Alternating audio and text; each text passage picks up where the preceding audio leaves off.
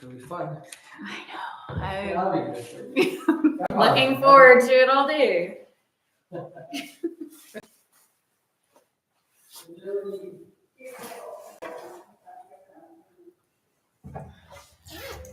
was gonna leave and go get my cell phone, but I guess I'm not going to. Hi. How are you, dear? Good. How are you?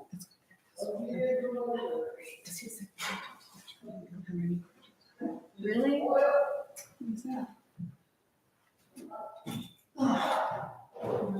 So you're not sworn in? No. No? Oh, because we have to get sworn in again, so. He She's said, ready for you. "Get email," and I'm like, I got She's ready one. for you. Okay. I didn't get that one. We will tonight, right? Huh? We will tonight, right? No, we're gonna do it right now. Oh, okay. Yeah. Do we go back there? Because we have to be sworn in before we can even have the discussion. We're not even really Legal. members. Legit.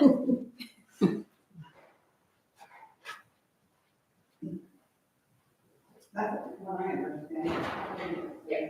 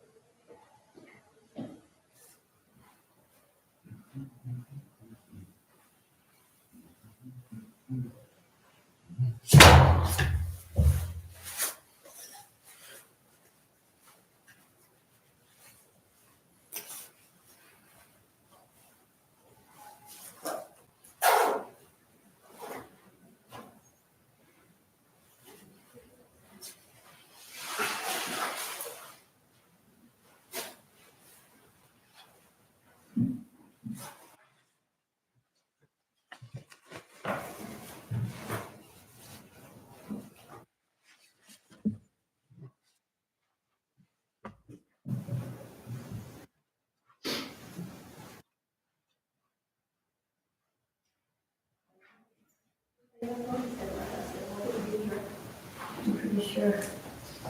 I'm first, I was just like my sister's gonna complete it. How's it going? Hey, I didn't. looks like you're walking okay, I'm walking. and you're standing up vertical. I'm vertical. That's important. Those Those are good things. I'm not 100%, but I'm here. It's It's taking some time. It's been a little frustrating because, the first time around, 4 to 6 weeks, I was back 100%. I was back. And, you had a lot of PTA, I'm sure. yeah, and this time, it's been 3 months. Oh, it's a different, Same procedure, same hospital. a different knee. Different needs. Oh, you know, I had kind of the same situation a little bit. My right hip was done first, and then a couple years later, my left hip. Do you need And it seemed like that left. It took a while. It's all right. That's what they told me. That's what my therapist told me, is that, it could be that you're not totally healed from the first one. So it's kind of a shock to your body when I did the second one the same year. How you doing? Yeah. So, I ended up having a follow-up in my surgery the first of the year. Oh, you better get And, this straight out. How's it going? X-rays said everything's good. Get back here. Hearing okay, no problems. I don't have any scar tissue issues. So, Who knows? I don't know, but I'm back. You're welcome. Well, good. Okay. Good. Let's See.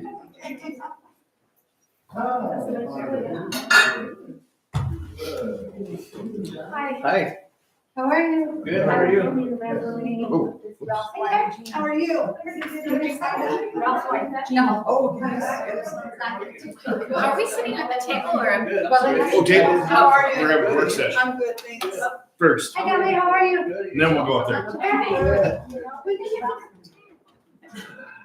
I was supposed to have retired. Hey, bud, Hey, what's up? not much. How are you? Just did another year. Well, it's cold. It is cold, it is cold. I went swimming this morning. Where? At the, Aquatic center? the new, well, right next to the aquatic center, there's that new pool. So I had my first. And, they usually open in the morning at 6 to 11, and then they have another session at 4 to 8 or. So they, because of the cold, they delayed it. Oh, They opened at 8, but I went in for 10, so. yeah. Oh, my gosh. It's supposed to be cold again tomorrow. I haven't been to the new one. I did go to the aquatic center before. If you like the lap swim, that's the place to go. Is it? Aquatic center just has 2 lanes there. Yeah. The aquatic center for me was too cold. The water was too cold. I couldn't tolerate it. It came back pretty warm over at the new center. I don't know, maybe 80 degrees. Because usually I get used to it in about 2 laps. Yeah. Well, good Over for the you. shock. That's what I need to do. Hey. Go lap swimming. That's so pretty. Oh, thank you.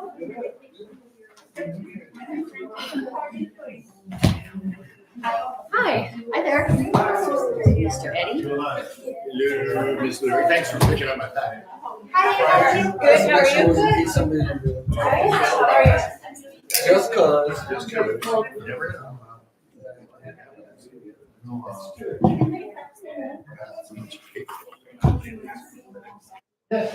All right, surprised to see you. Well, I put on there and I said, in case the train was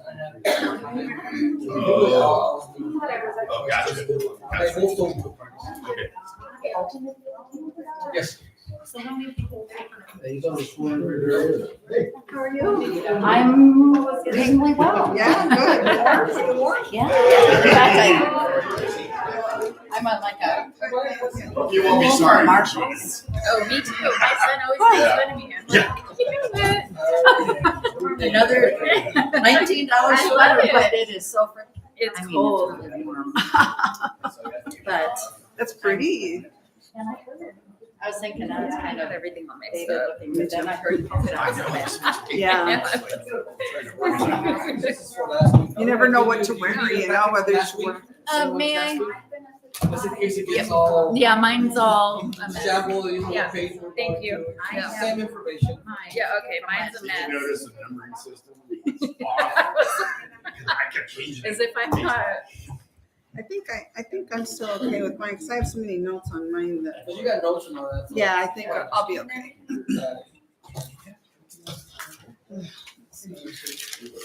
And for the purpose of discussion, this is You the, can sit right now. I think the other one, somebody wants to decide. You have no problem. No. Yeah. Do we have a copy of that or not? Yes. We did, okay. Good to see you. Stay warm. Tomorrow's gonna be 13. I guess it's not warm enough for the next few days. That's where it's cold. Yeah. It's got a I think minus- there's, minus in front of the number. I think there's two documents that are conflict with one another. And we're gonna have to decide which is We have. the precedence, and I don't know how to be. I think if somebody's gonna be dealt with Three is whenever there is a historic. injustice. They need to have a. One thing that's just confusing me, I guess I should talk to Eddie, is I don't understand.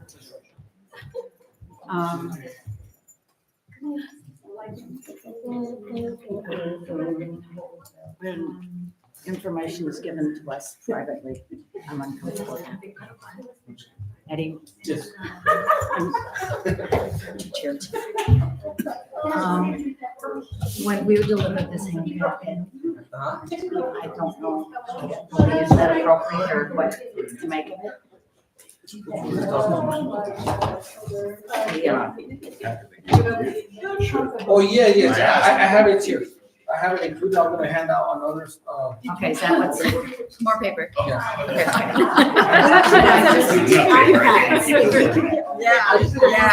That would be on this weird. document. This information. Although I like my paper because I like to write notes, you know, and I color. So are we doing this like, half and half, the two items? And we will enforce. I talked to Sam and I foresee it being postponed to the later date. And you have to give the opportunity to the new applicant that already had his work session in place, scheduled, which is Mr. Tom Hutchinson. I think he will be,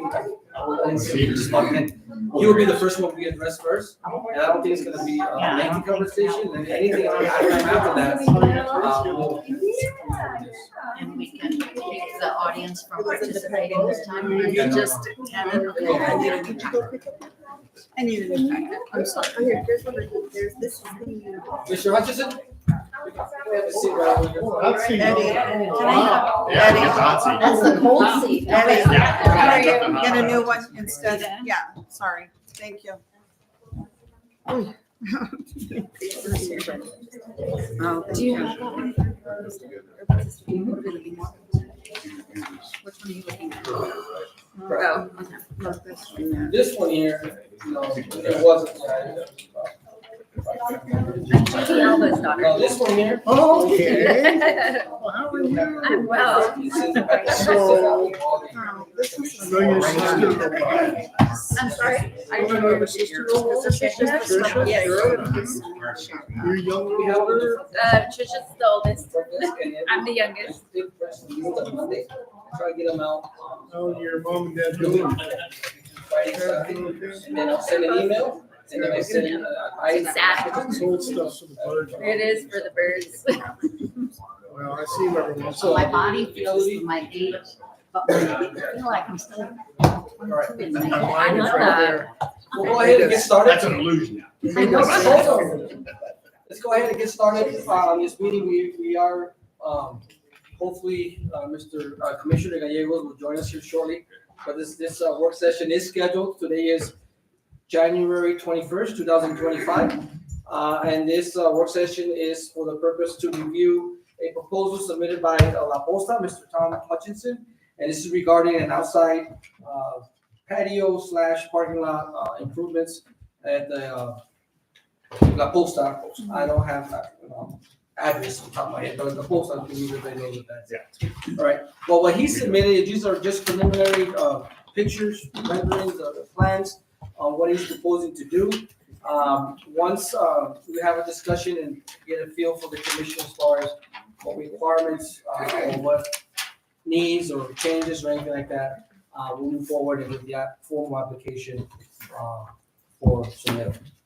And at this time, I'd like to pass it over to Mr. Hutchinson, and he can get started on this project. Well, thank you, everybody. Appreciate the opportunity today. This is a project that's been kind of on the drawing board for many, many years. We actually brought it to the board. You probably remember seeing this back in 2010 or 11. And it involved bringing out some of the structure in the front part of the Posta, creating a little drop off for our guest, and allowing still for some handicap and curbside parking. What we learned during COVID, as you recall, those of you that visited La Posta, we had a pretty good sized tent in that front parking lot. That was the only place we could actually serve food. And as a result of that, and pulling that tent down and reopening back up, still under some restrictions, we became reacquainted with the thought that, pulling in that front parking lot from coming from the plaza and taking a right into the parking lot, which has some real issues, created some real safety concerns for people exiting the restaurant. As you know, if you've been there before, when folks gather outside the restaurant, they'll typically gather right outside the front door. And so you had these 2 rows of parking in the front parking lot, which worked for many, many years, obviously, but presented some real safety concerns for me. And you had, these big trucks parking there, and they back up. And Jeannie, we replaced lots of rocks and boulders and those planters over the years, and just bad stuff would happen. And so we took the opportunity at that time to say, okay, let's just regroup for a second. How badly do we really need these 5 parking spots? And maybe we can do something a little bit different. And actually, this caused me to look back at our plans in 2011 and say, okay, what were we thinking back then? Mm-hmm. So I dusted them off, and 10 years later, 12 years later, you look at things maybe a little bit differently. The thought about keeping that half of the lot closest to the building mostly available for public gathering or whatever still made a lot of sense to me. And then, of course, retaining parking spots closest to Calle de San Albino made the most sense too.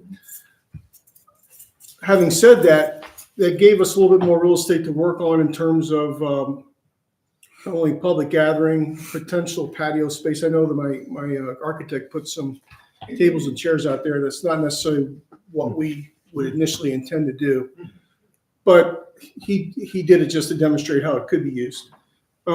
Was also to build out a portion of the corner, which is right there where my kitchen and dishwashing area is, to be used, to be determined. I can't tell you today how we're planning, what we're planning to do with it.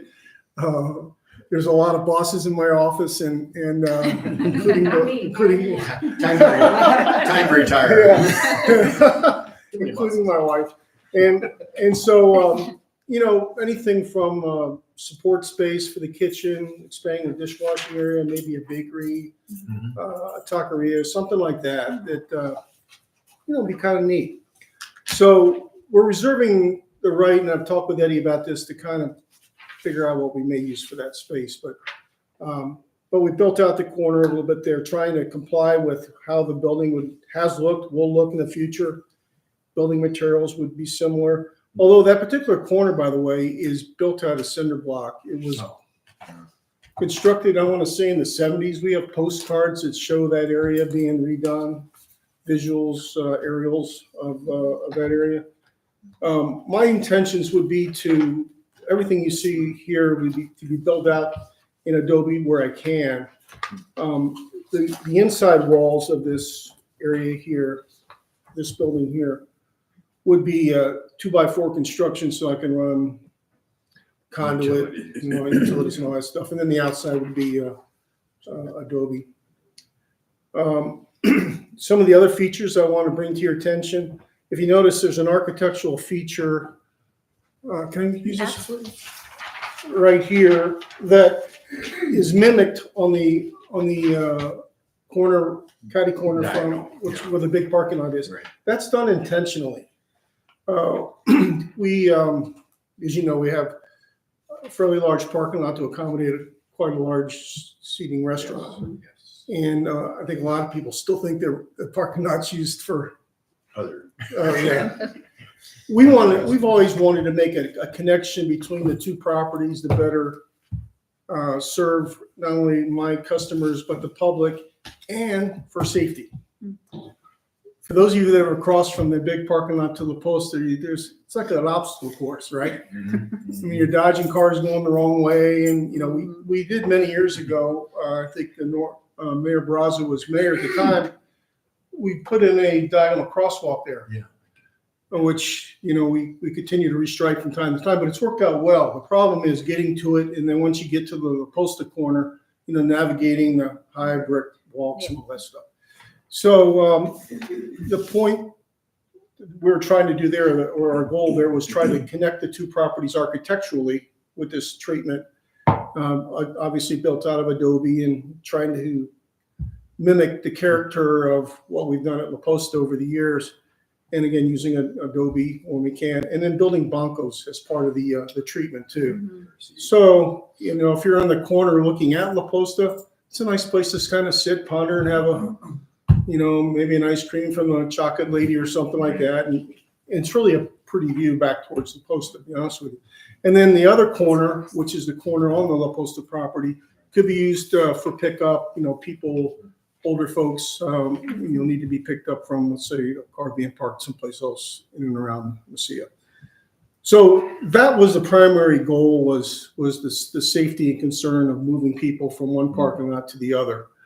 And then where you see tables and chairs, just gathering area, maybe have a mariachi band playing out there on occasion. The water treatment you see there is a fountain that my wife acquired many years ago in San Miguel de Allende, in the interior of Mexico. It's a hand-carved cantera image of a humidor harvesting a tequila plant. It's really a pretty. I wish I could bring you a picture, but it's in pieces. But it's again, it ties to what we do as a restaurant and into our heritage with Mexico, and it's a very pretty fountain. And then there was this treatment that's over the fountain that is similar to the treatment we have over the front door, the front entrance. Eddie, what am I missing? Is there anything else that we haven't talked with you about that I haven't mentioned? No, I think we pretty much covered it pretty well. I think the pictures are real good. I think sometimes the pictures are worth a lot more, right, than 1,000 words, as they say. It's just a matter of anybody got any questions. I do. So out in front of the Posta, you're going to rebuild that, right? Yeah. There's nothing there now. And I would recommend having bancos there too, though it's not showing on this. Yeah, there The were bancos are across the street. Yeah, still be bancos. Let me see that. It's that corner. Yeah, there'll be bancos there That too. makes sense. Yeah. People go, because it seems like a lot of people, they, instead of waiting for the call for That's correct. cable, they Yeah. can sit out there and Yeah. call it in. Because it's Oh, closer. It's closer to Yeah. the restaurant. There would be bancos on the intersection side, not on the other side. Oh, okay. Inside Okay. on the street. So the structures like this, there'd be bancos on the inside, But not on not on the other side. the inside. Okay. But that makes it clear. Would you consider putting in more than one handicap parking? Oh, yeah. Oh, okay. The plan is, I think there's 6 or 7 spots there, half handicap, half to go. And there may be one spot towards the, this corner Yes. where I would have a staff vehicle spot. That's where the kitchen entrance would be. But yeah, you have a handicap spot here. This is for, if there was a handicap van Right. pulling into one of Right. these 2 spots, this is where the drop off would occur. Right. Then you have 3 to-go spots. Then you would have the 1 kitchen or staff spot for kitchen deliveries. But more importantly, what this architectural treatment attachment to the parking lot, I think I have an overhead in your packet. Yes. You'll see that we have more handicap parking spots across the street on concrete, so that a wheelchair leaving that area would have pretty much a level path all the way to the front door. If you've been in La Posta at 17,000 feet, believe it or not, of pretty much level space, which is unbelievable. Connecting all these historical buildings over time. There's probably one dining room, I think, where you have a little bit of an elevation. So handicap accessibility is always been really good. And if you notice, we do have a handicap accessible restroom just as you go in the restaurant on the left. Yes. And the 2 restrooms in the very back of the, we put in a few years back. So The only reason I'm asking that is because I have a brother in a wheelchair, and Yeah. we've gone several times and we can't get in. It's a mess right now. Yeah. Well, you gotta- This is even before. That's why I was hoping there would be more at the I front. would like to see another 1 or 2 myself. Yeah. if I because could it's- keep people out of those handicap spots that aren't supposed to be We there, call codes. that would probably That solve would the help. problem, to be honest with Yeah. you. Yeah, I do. I looked up the ADA requirements for the size of parking lot you have here, and I walked around and counted the spaces, and it was like 82 or something like that. Obviously, this structure that you're going to put in the corner will take some of those spots out. Yeah. But they suggest, but they say for a parking lot of 76 to 100, which this is close to that, and then you have the Right. additional parking up there, is you need to have 4 handicap, and then 1 for a vault, or excuse me, for a van. Yeah. So, you know, I would think to avoid all this happening, I would suggest that you have or consider having the ADA all up here in this parking lot. So it's close, they don't have to cross the road.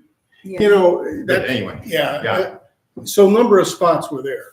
I think I got a couple up front and I got a couple in the big parking lot, right? I think in yeah, terms of you number. do. So you meet that number as far as 4. You have So 2 in here at the restaurant. 1 van, 1. Well, yeah, 2 here and then the other 2 or 3. Actually, I think I had 3 across the street. So I think I had 5 total. Which would fulfill your Yeah. overall requirement. Yeah, and so as an operator, I struggle with handicap accessibility versus customer accessibility Yeah. too. Yeah. And so my to-go customers, I feel like need to have some convenience too. Close to the restaurant. Right. Yeah, So I'm trying to find a balance. Okay. That's why I split it up between handicap and to-go Yeah. up front. And then- Yeah.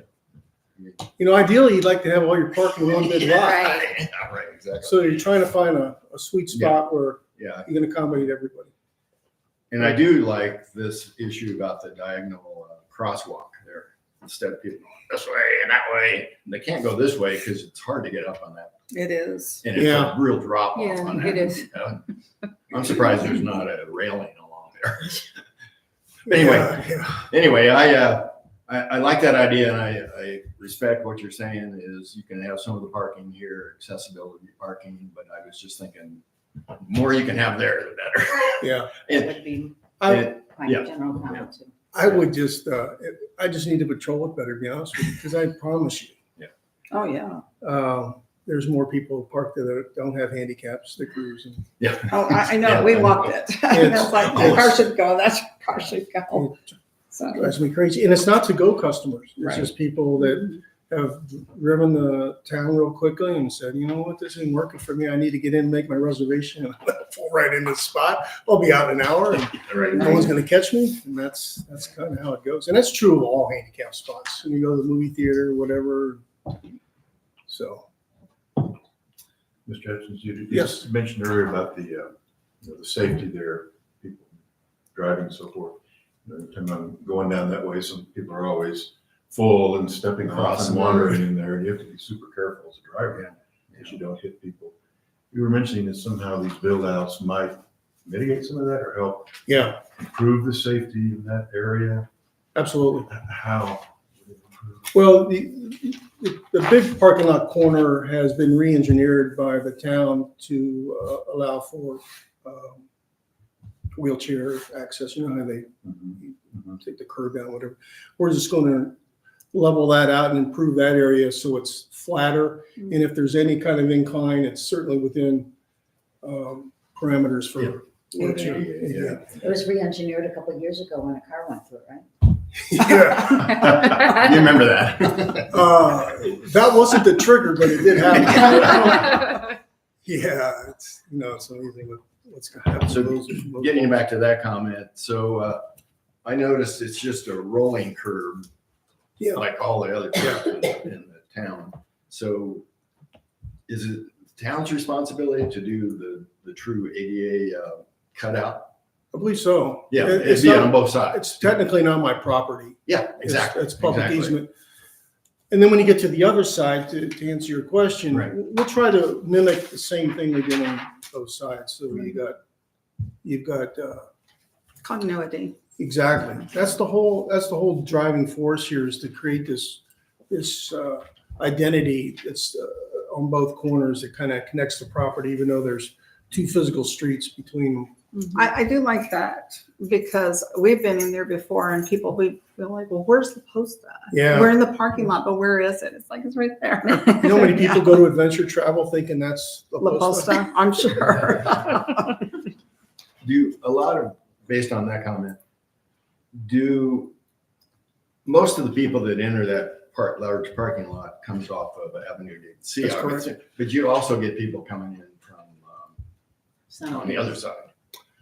Or Yes, we do. Because you have a sign there that says. I Love thought postal you did. parking or something. Yeah, that's what it Yeah. says. Yeah. It doesn't say do not enter, it just says. So I, look at the, across the street, we had Oh, this.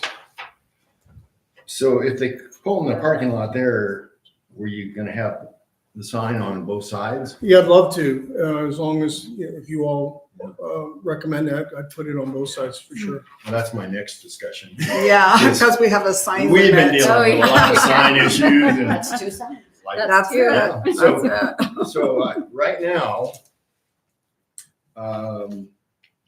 you have a La Posta sign on this side, Mhm. and of course, on the other side, by the theater, which is understandable. But I don't have any issues with that, but some people could consider that, whether you got your two signs.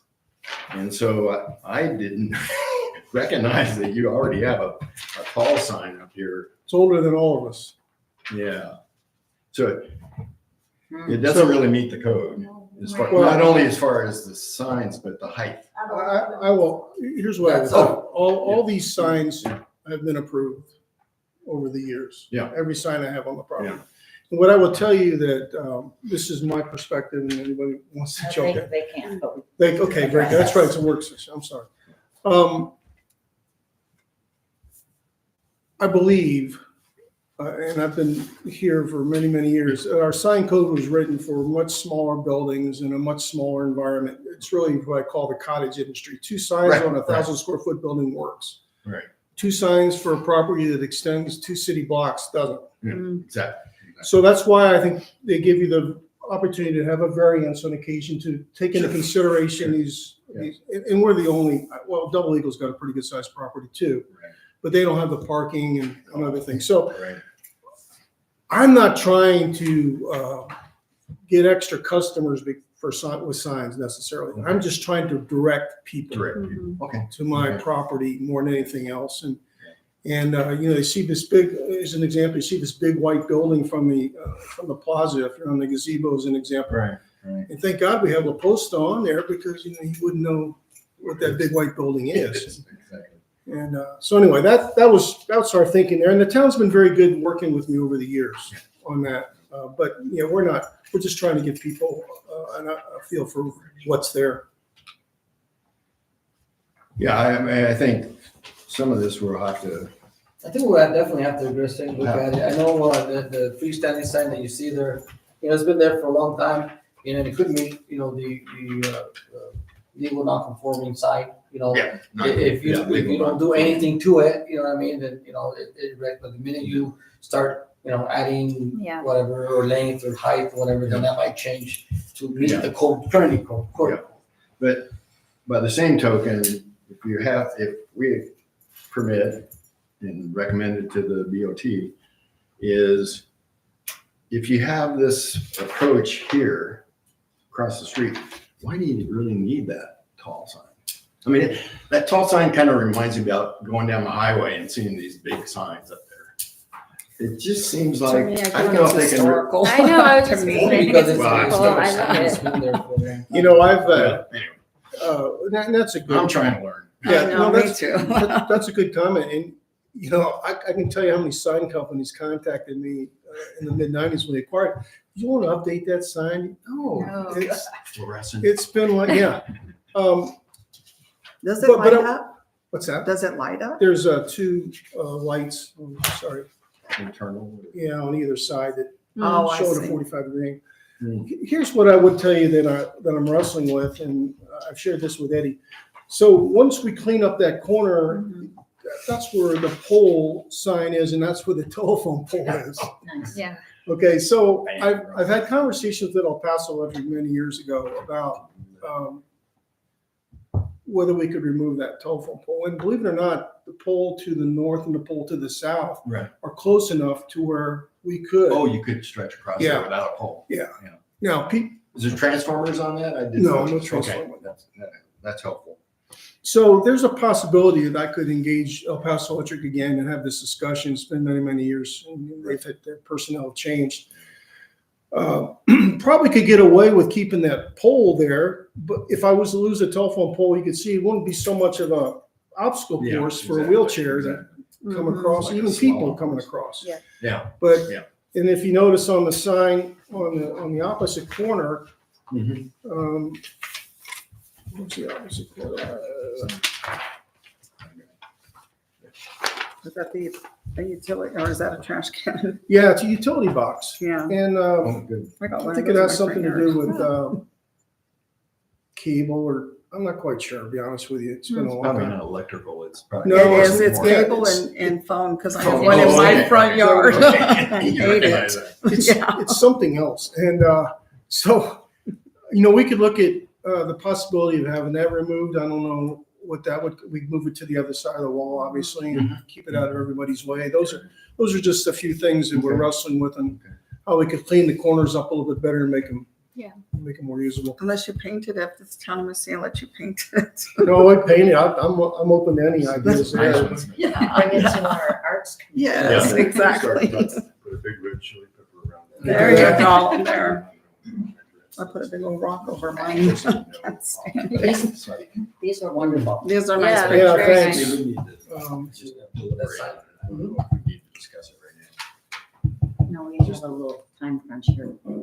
But, But overall, I think, does everybody support Yes. this construction? And obviously, the little details that we have to, hash out and look up in the code. Yeah. Yes. Because it looks like there's gonna have to be some deviations from the code.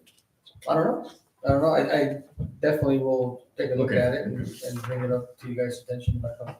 Okay. So now, your next step obviously would be to, whenever you're ready, submit an actual zoning application. And then, go from there. For P and Z. Perfect. All right. Well, thank you for your time. Thank you. Yeah, Thank you. appreciate it. Appreciate your time. Thank you. Grazie. Okay. You're shopping. The Gallegos wine. Oh, are you? Yeah. But you have some pretty good stories about that. That's what the mayor is supposed to be working, but he's kind of distracted with the heroes and all this fun stuff, right? In both Controversy This is- stuff, he's kind of like. disturbing to me to the extent that we got really Look what we did in beat up Lucky's. at the last DOT meeting for the gas station thing. And I was unhappy how it was presented and how we looked like idiots saying all of a sudden 16 signs is okay. And that was not the focus of our discussion at all. They have, And then they go. There's a lot of signs. they have the obviously the board action form and all that stuff we presented. And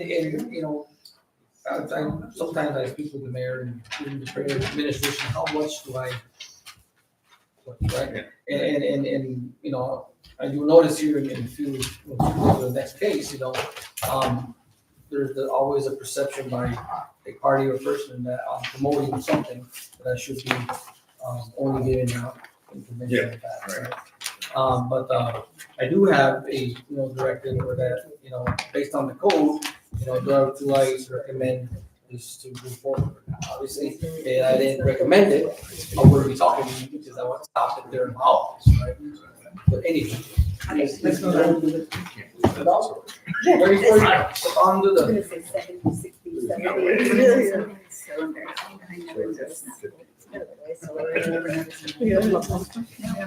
Anyway. Who am I? Are we from here? Or you can bring another chair. Yeah. Or sit down there. Yeah. Just, Oh, yeah. Just grab that one. Sure.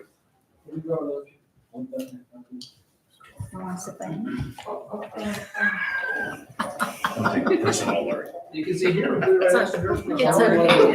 And you got a new shirt. There's a spot over there, though. So everybody move over. You guys move over. Please. Por favor. Ah, I see what you're saying. I do, yeah. Get a bigger table here. And, Which room? You got all this nice equipment there. Right. Project some of these maps so everyone can kind of see it? Yeah, it definitely could. That's a work on. It would take some effort from, our IT department and my department to figure that out. Once we figure that out, we can That'd be definitely really have it. nice. I mean, that's the whole purpose of having that. I know. That would be nice. That would be great. Is she coming? Did she just step outside for a minute? Or is she not here yet? Well, we'll go and get started. It is 5:30. Last meeting we had, there were some questions and some new information that was provided between that meeting and tonight. There was some more documents that were stopped by, dropped off from my office I'd like to hand out to you. I also had another consultation with our attorney, our town attorney, to his recommendations as far as how do we move forward on the request from Mr. Vidal to subdivide his property. So that information that I gave you in the packet that I offered you, some of you already had, was from last week. There's no additional information. What I'm gonna give you now is additional information on top of the packet that I gave you last week, so we don't get kind of mixed up with what we already know and what we don't know. If you can just grab one and just kind of went over. And that was the same that was turned into you recently. Well, I'm not aware of what was turned into you. Okay. All I know is when it was turned into me, I put it on the packet. Okay. It very well could be. Could be. No, this is, yeah, you have one already. Okay, so everybody's got one. Unfortunately, Mr. Gallego is not here, but this is a second work session for 2615 Calle del Sur. This is a follow-up work session from last work session we had. We had some questions and some new information that was brought up by some of the neighboring properties. Again, I spoke with the attorney. He asked me to have you all read the first page. This is a page from his office. At the end of the email, you'll notice that due to attorney-client privileges correspondence, he's asking that you return that email back to me before or after you finish reading it. And I'll give you a few minutes to. Well, that was in the original packet. No, this is a different dated today. This is an update. Oh, I didn't get that. Okay. This is the new one. All that else we already reviewed. This is what we're gonna review tonight.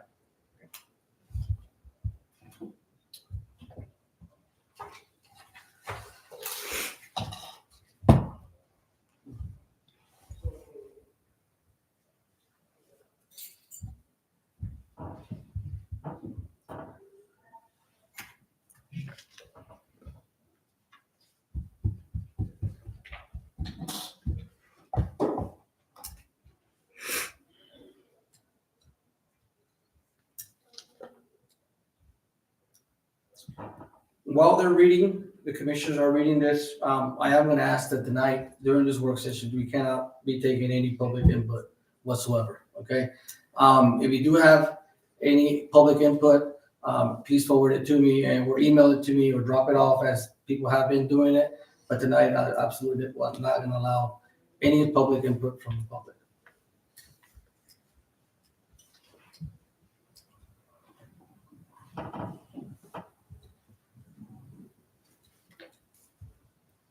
Oh, I'm giving you.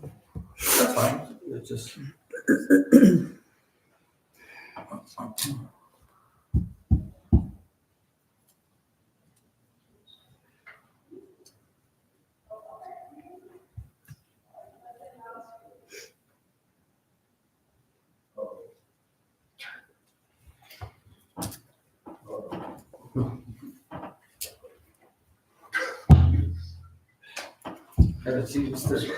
Commissioner Gallegos?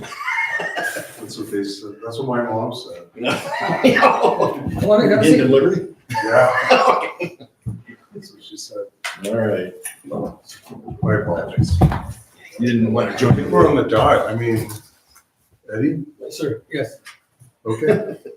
All right, right now, we actually just finished having a work session with the POSTA. His proposal, everybody is on board with the proposed construction. What time did it start? At 5 5. I didn't get that, I don't know, or at 5:30. Okay, well, I apologize if there was a misunderstanding, but I think, either way, we just barely getting started with the second one. This is a follow-up discussion from last meeting. Yeah. The ones you already have there, the packets, everybody already has. And this is new To information me. from, last time we had. So all the ones from here is all new information that we're gonna review. Has anything changed? Here, we're gonna discuss that. Oh, The very first page there, I asked everybody to read, that is a recommendation from the town attorney. At the end of you reading it, he's requesting that I retrieve all correspondence or all the sheets that he wrote back to me. So What does just, that mean? which means finish reading it and I need that piece of paper. That they're not recognizing that this could be an extension. Everybody's already done? Not Okay. access. Bring it over here for me, please. Can we have it in front of us while we continue? That's fine. that's Can we fine. discuss Just anything on this? Don't forget it. Can we discuss this Hmm? publicly? Okay, Well. no. With no, us. Not really. You No, can discuss it with us? It's for your information. Fine. Yeah. Yeah, but some of it's not clear. Now, if you want to talk about it, then yeah, but mentioning that, well, he said it's just, you can ask questions off of that. If some questions occur, well, his statement is like, but the he said, she said, and all this other stuff is something that needs to be. But yeah, you can keep it. I mean, just. Keep it, I just want to make sure I pick it up. All right. I'll get a couple more, a minute here for Mr. May able to catch up on.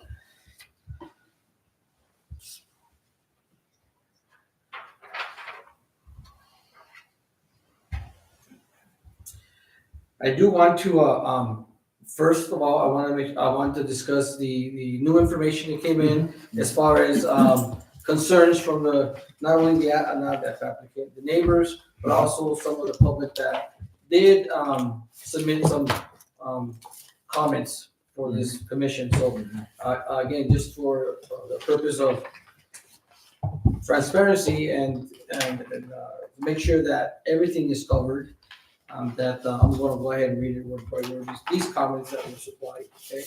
So this one says in January 2025, to whom it may concern. As a concerned resident whose property is located on La Mesilla Circle, we attended the P&Z meeting that was held in Mesilla Town Hall on January 13, 2025 to discuss Mr. Bernal's request to subdivide his property. The meeting was led by Mr. Eddie Salazar, Town of Mesilla Community Development Coordinator.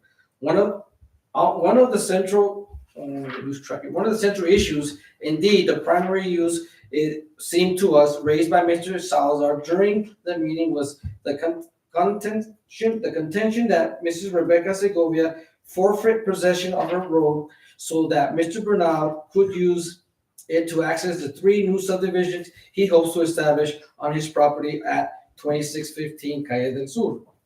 This expectation was argued forcefully at the meeting by Mr. Salazar, despite the fact that Ms. Segovia has legal title to the land occupied by the road, has paid taxes on that land, and has paid taxes on the land for 10 years, and has throughout this time maintained the road at her own expense. In the support of Mr. Bernal's proposal, it was argued that Ms. Segovia did not, in fact, have legitimate title to the land occupied by the road in question, but rather that road is a community road. Mrs. Segovia maintains that document in her possession, show that she has a clear title to the land in question.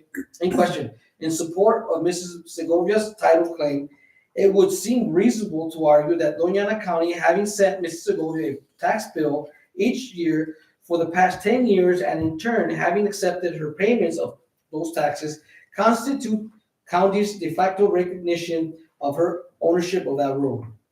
While we understand Mr. Bernal's desire to subdivide his property, we question the expectation that Mrs. Segovia should assume a loss of her property in order to support his subdivision. We would like to express an additional concern. We attended the January 13 meeting expecting to hear a neutral presentation outlining Mr. Bernal's proposal, followed by a discussion of the concerns of other interested parties. What we encountered instead was a presentation that was perceived as strongly advocating Mr. Bernal's proposal. Nowhere did the presentation include a serious consideration of Mrs. Segovia's objection and that of others who opposed the proposed subdivision. Instead, Mr. Salazar repeatedly argued that Mrs. Segovia lacked legal title to her land and should give up ownership of the road. Arriving a few minutes late to the meeting and not knowing most of the people in the room, our initial impression was Mr. Salazar was an advocate for Mr. Bernal rather than a neutral presenter of his proposal. Initially, we even wondered if he was someone engaged by Mr. Bernal to argue his case. In addition, no time was made available for a discussion of the proposal by interested parties attending the meeting. One of us made a comment during the proceedings. We were told that our comments was inappropriate at the time and that those attending the meeting would not be able to participate in a discussion of a proposal after the committee finished its discussion.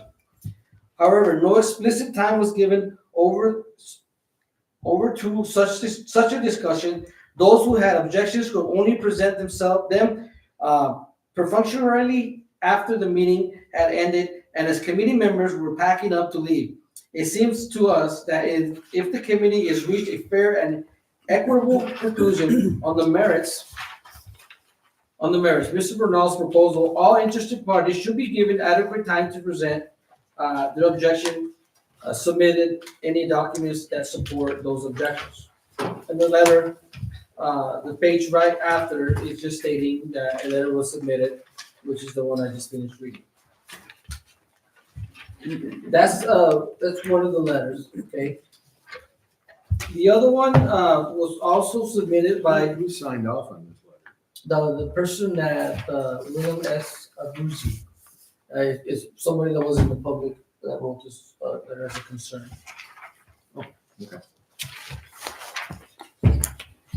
It's based on the consideration to subdivide the property, correct? Correct. Now, also, I have here, included on here, there's multiple sheets. I'm sorry, we'll go over this one first. This one here is a letter, law office of Matthew Holt. Okay, Mr. Holt was an attorney that was sought after. There was a dispute, my understanding, with one of the neighboring tracts on the use of that road. Dear Miss Segovia, he wrote, I understand that you own a tract of land in Mesilla, New Mexico, shown on the plat I have printed out and attached for your convenience. I represent Ted and Mary Lee Shelton, Richard and Isabel Fijardo, and Sam and Beatrice Bernal, who own land in Dan Lawrence subdivision. When the subdivision was created, a plat of the subdivision was recorded with the county clerk on October 26, 1977. The plat shows that the tract of land was designated as a road. The road serves the property that you own at the west end of the road, as well as Sam and Beatrice Bernal's property, Isabel Fajardo's land, William and Amy Abruzzi's property, and Ted and Mary Lee Shelton's land. I understand that an issue may have arisen as to the right of the property owner in the area to continue to use of the road. I write simply to tell you that my clients take a position that they have expressed easement to use the road to access their properties created by the recorded plat that was necessary to approve the subdivision. If for any reason, a court were to disagree to find that the recorded plat did not create an express easement, an easement by prescription has been created by the use of land as a road by those in the neighboring for those more than 40 years. Should you have any questions or concerns, do not hesitate to contact me. This document was emailed to me by Mr. Shelton himself. Where do those folks live? They're on track 7, which is right below south of Right, it's south of the road itself. Right. How about the Costas? Because you had a note from the father and the son that they, I think they access that road. Okay. They're just north. Excuse me, they're just south of it. Okay. It's a letter from who? Well, you sent it in the original packet. Okay. That's right. Well, Well, let me just. yeah, go ahead. Let me Go just ahead. do the, we'll stop here, right? Yeah. So this one here is January 12th. This is a letter from Ms. Segovia as well. I believe this is the January 7th. This is the one we discussed last time. I That put you it on sent. here Right. just to make sure that y'all did get it, you know, and we all did read it. Everybody agrees with that? Do I have to I read do. it again? No. So this was a letter that was given to me. Now, the next page is a letter that was submitted to me from January 17th, 2025. Also from Mrs. Rebecca Segovia. Dear Commissioners, my name is Rebecca Segovia and I reside at 2928 La Mesilla Circle. I recently attended the work session concerning the request submitted by San Bernal to subdivide his property located at 2615 Calle del Sur. First, I would like to express my gratitude for the thoughtful consideration given to this matter. I commend your decision to take additional time to gather more information regarding the private road that Mr. Bernal intends to use. I have attached several documents with the assistance of my family, I was able to locate. These documents provide evidence that my father, Andres Lucero, held a public hearing on June 16, 1986, to notify the neighborhood of his intentions to subdivide 2 parcels of land, tracts 5 and tract 6, within the Don Lawrence subdivision. One of the documents is the public hearing notice and clearly lists Mr. Sam Bernal as one of his individuals notified. The notice specifies that the 2 lots in question will have access to Mesilla Circle via a 30-foot wide private road connecting to the Dan Lowry Road. On July 14, 1986, my father's case, 86-48, was presented to the Planning and Zoning Commission during the regular meeting. Mr. McCombas moved to approve the minutes of the public hearing, though unfortunately I do not have a copy of those minutes.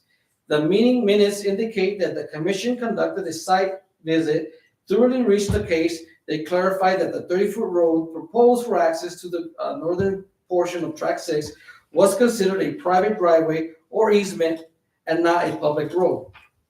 Mr. McCombas moved to the approved case number 8648 with the stipulation that no public road was involved.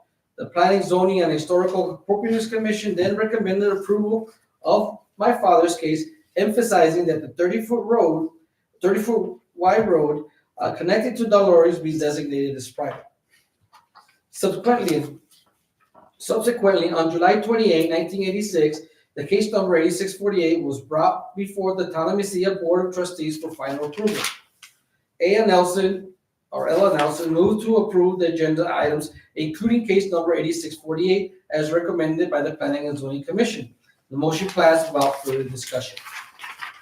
Additionally, I have attached the plat of survey for Mr. Bernal's property. As the survey indicates, Mr. Bernal's current driveway is 29.63 feet wide at the front of his property, which is under 5 inches short of the required 30 feet.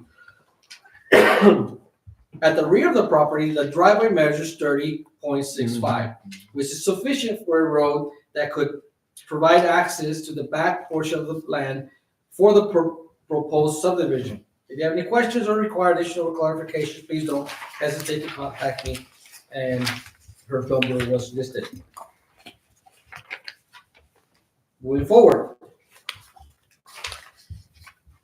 the package, the next thing that's stapled together, these are everything that I found in Mesilla records. According to it, she gave me a good idea of a time frame or all, like a pinpoint. You know what I mean? Making sure that we try to find as possible to prevent to the board. During these minutes, there's obviously a lot more that's being discussed in these minutes than just his case. So forgive me if I go past those and concentrate on his case number, which is 8648. They're highlighted, right? Thank you. The date is highlighted at 4/21/86, and I try to put them in order of time sequence, right?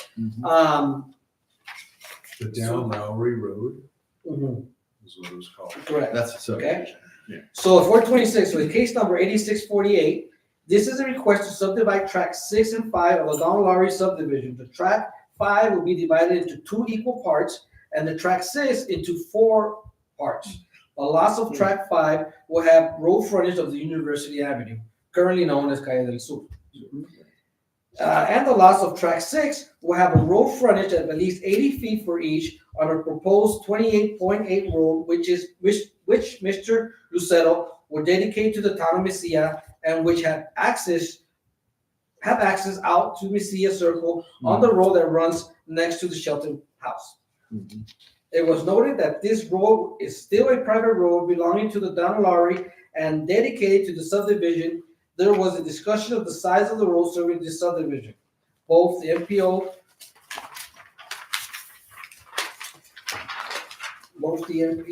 standard and continues to, there can be a dedicated road off of non-dedicated road, the Don Lowry roads, right?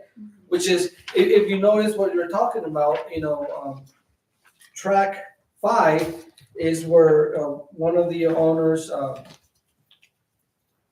Yolanda Rosero, owns, that she had to make her own 30-foot road. That was what he was proposing in order to be able to get to those properties, okay? Again, that's what I'm reading. If you feel differently, obviously, we're going to discuss that here in a minute. Also, raised was the practically of having a 40-foot road. The road serving the 4 lots, coming off of 30-foot road, which is the Don Lowry's road. And if Don Lowry's road is accepted as a public road, is it adequate to serve 6 houses plus the house that will be built if there is a future subdividing in the area? Robert McComas expressed his opinion that having a public road, as Mr. Lucero proposes, is the only solution. One question is will Don Lowry dedicate his road to the town? One problem is if the frontage road for the 4 lots has to go to 40 feet, the 4 lots will be about half the size of what the other lots are. It was noted that Nancy Fritz, I believe that was one of the owners of the property. Access and egress is an easement, not a road, and that the Fajardos got permission from Don Lowry to use the Don Lowry road to get to their private property behind the Shelton house. At that time, the Don Lowry road was adequate because it was designed to serve only 2 lots. Mr. Southworth said that he would review the information on what governs the width of roads serving subdivisions. And Mr. Lucero will ask Don Lowry if he is willing to dedicate his road to the town. Robert McComas repeated his question, also expressed by Genevieve Whitmoyer, over the size of the proposed road in the lots that future subdivisions in the area likely to follow soon once the neighborhoods see Mr. Lucero subdividing will bring real trouble with narrow roads and many lots. The utility easement runs along the drain behind track 5. The question is whether Mr. Lucero has allocated his plans enough of an easement for the dedicated of the proper road. Okay, and the one that follows is just another case. Then we're gonna go over to the second page here. This is on May 5th, 1986. This is a continuation of the request to subdivide tracks 5 and 6 in the Don Lowry subdivision in the HR zone. Mr. Southward researched MPO standards for width of right-of-way.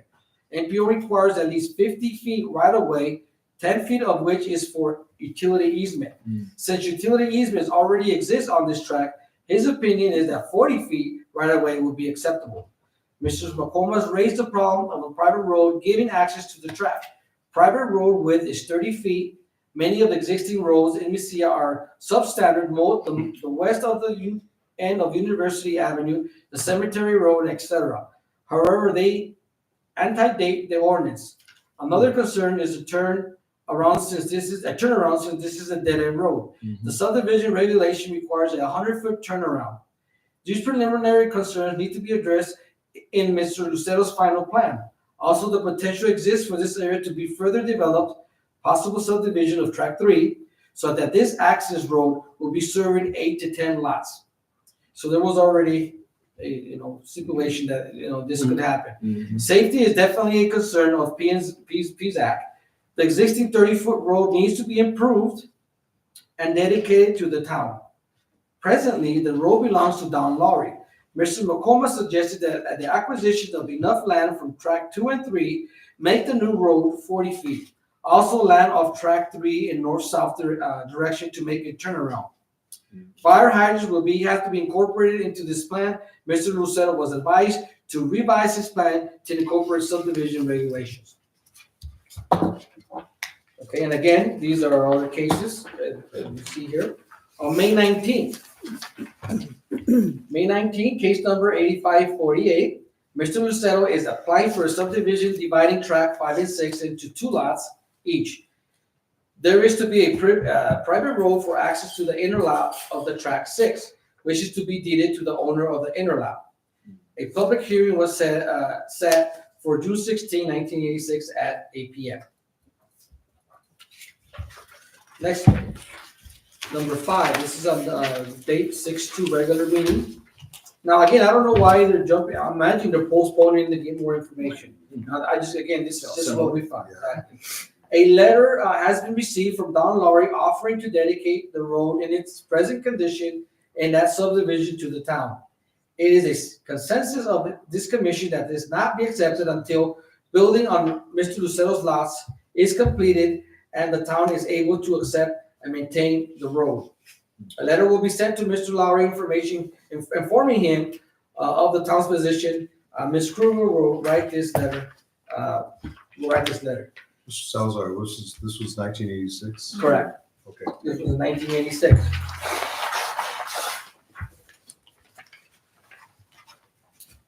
On June 14th, 1986, it says that Mr. McCormick was moved to approve the minutes of the public hearing on case 8648 held on 6/16.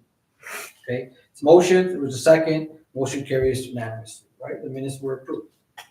On June 16, 1986, a public hearing was held for the subdivision of tract 5 and 6 in the Don Laurie subdivision. This commission had made a site visit and thoroughly researched this case. The 30-foot road indicated on the plan for the access to the northerly division of tract 6 is a private driveway or easement and not a public road. The subdivision plan will be altered to indicate this. And you get, there's one here that wasn't highlighted. I just caught that right now. On the following page, it says 8648. This is a request to subdivide 2 tracts in the Don Laurie subdivision, the tract 5, a 0.647 acre tract at the northwest corner of the Don Laurie subdivision into 2 equal lots. And tract 6, a 1 acre tract just south of tract 5 into 2 lots. One measuring approximately 160 feet by the 153 feet wide with the other. 163 feet deep by 99 feet wide is the other one. The 2 lots of tract 6 will have an access to Mesilla Circle via a 30-foot wide private road connecting to the Don Laurie Road. So this is a road, again, that was created by those owners for the purpose of subdividing tract 6. I have a brief question, might stop you there. Because I've seen that statement before, is connecting to the Lowry Road, the 30-foot road. Well, where's the Lowry Road? I thought Right. that That is a 30-foot road It is is the Lowry. Yeah, it's just. It is. It's It's just, stated in other letters, it's like, they yes, treat it like it's 2 separate roads. they are 2 separate roads. Well, Now, the Lowry Road is one, just to be clear, the Lowry Road is one road, and then the road that was requested to subdivide tract 5 and 6 like now is a Right. different 30-foot road. It's on the summary, yeah, the we'll need to subdivision. look at this. We'll get to that. Okay, good. No, it is recommended, I don't know what I thought. The tract on acre Yeah. tract just south of tract 5 into 2 lots, one measuring, I already got the measurement. The 2 lots of tract 6 will access to Mesilla Circle via a 30-foot road, private road, connecting to the Don Laurie Road. So that's a separate road, that's not the one that's in question right now, okay? Again, we'll You pointed out on a map. we'll get clarification here in a minute. Yeah. And then it goes to a public hearing, which 8648, which was held on June 16th, 1986. The subdivision of tract 5 and 6 into 2 lots, each was the subject of this hearing. Mr. Andres Lucero is a property owner. No further questions were coming from the commission or the public. The meeting was adjourned at 18:45. Next page, all right, this was at 7/14, which is July 14th, Right. 86, same year. And then this is a request to subdivide 2 tracts in the Don Laurie subdivision, tract 5.647 tract at the northwest corner of the Don Laurie subdivision into 2 equal lots, and tract 6 along 1 acre tract.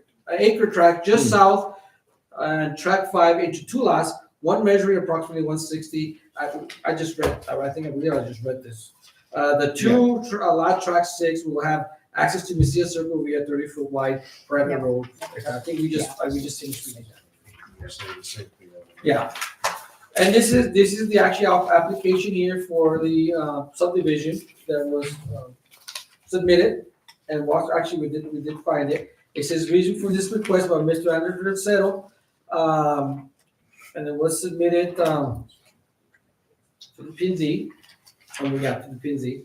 And it says reason for this request to subdivide tract 6 of Don Laurie subdivision, a 1 acre tract into 2 unequal parts served by a 30-foot private road, to subdivide tract 5 of the Don Laurie subdivision into 2 equal parts, each with 100.37 feet of road frontage on Calle del Sur University. The lots in tract 6 will have access to Mesilla via the Don Laurie private road running along the north boundary of the Shelton property. Got it. Okay, and the date, May 20, 1986. Okay, so this is the actual application that was submitted. This was a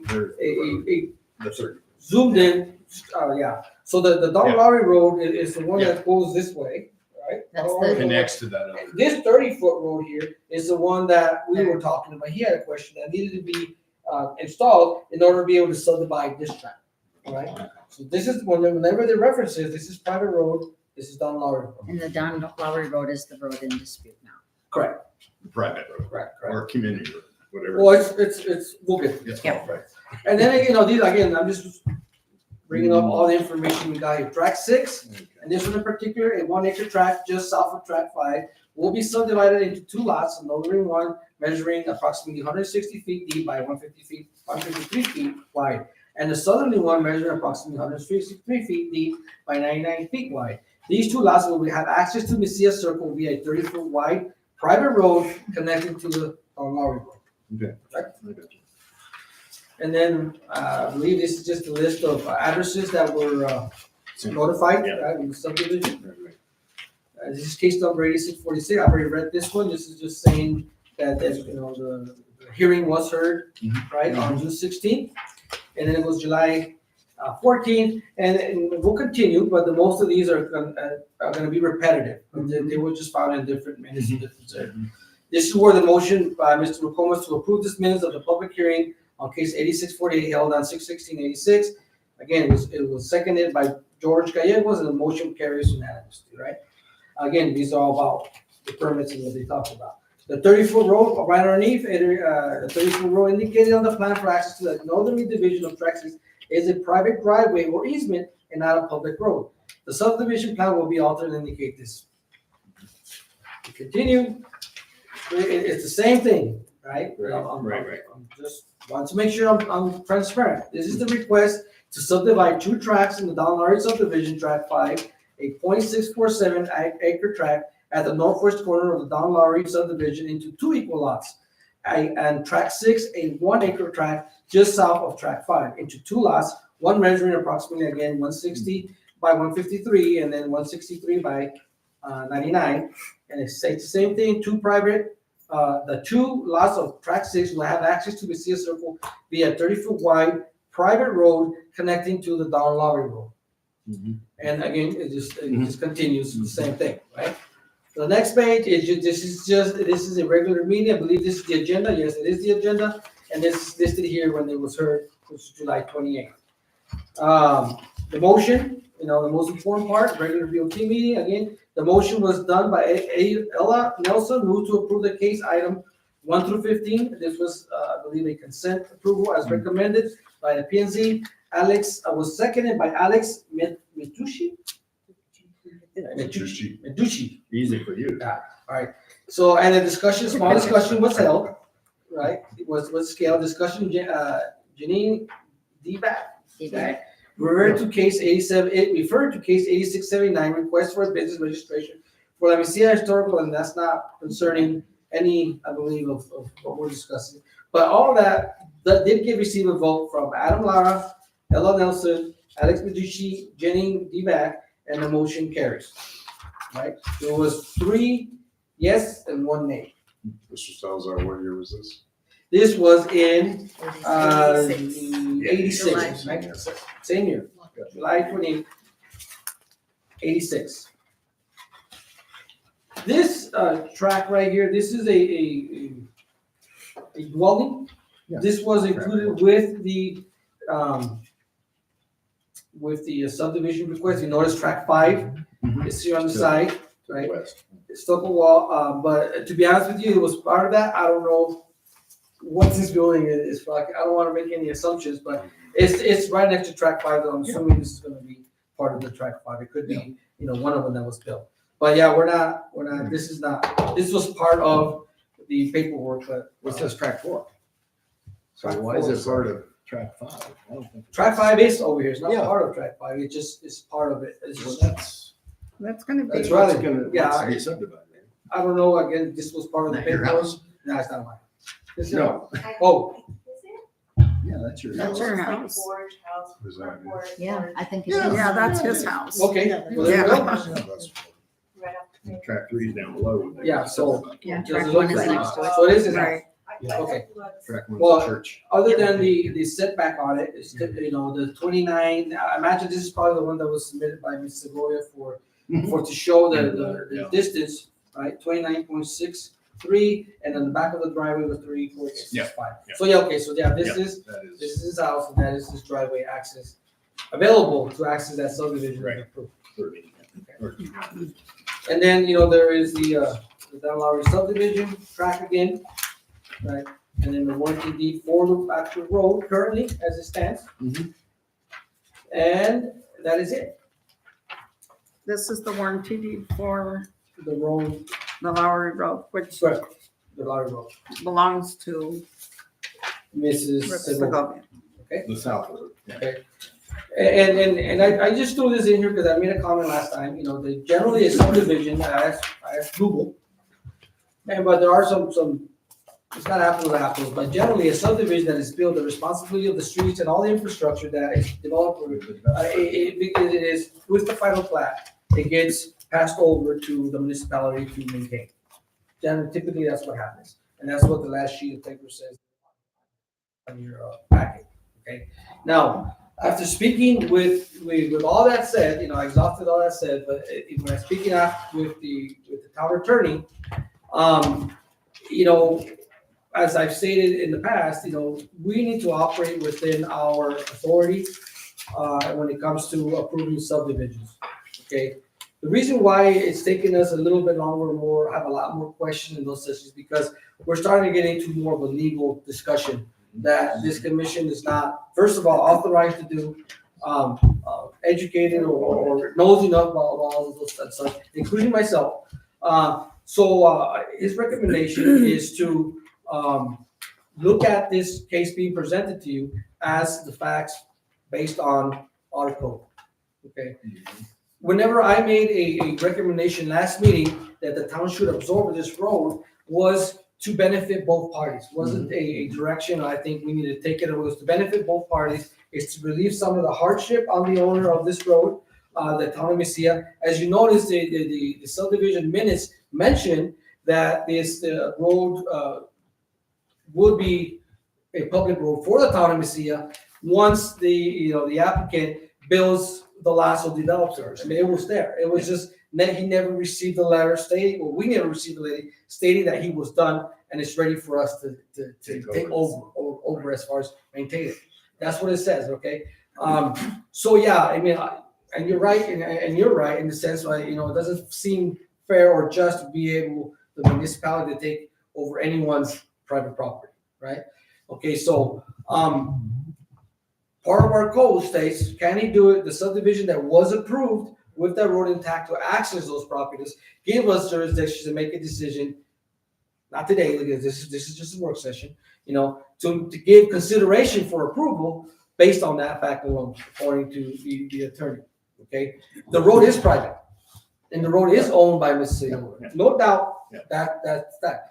But when that road, just because it's a private road, does not mean you're the only one that has access to it, right? That road That's the comes with kicker. easements, comes That's the with kicker. all these stipulation when it was put together, comes to say, we Yeah, he passed over that ownership of that road. It's a private road, but that private road still has to meet the requirements of giving access to all those lots as it was approved initially, right? It just doesn't go away when you transfer it over to another. Okay, so that's what I was trying to prevent and help again both parties by proposing that the town was supposed to get a letter to absorb that road, but we never did. It never passed. But that road still continues to be private, still continues to be Mrs. Segovia's road, right? But that road, private road, was approved for the subdivision to use as access point for certain lots. Intent. Yeah.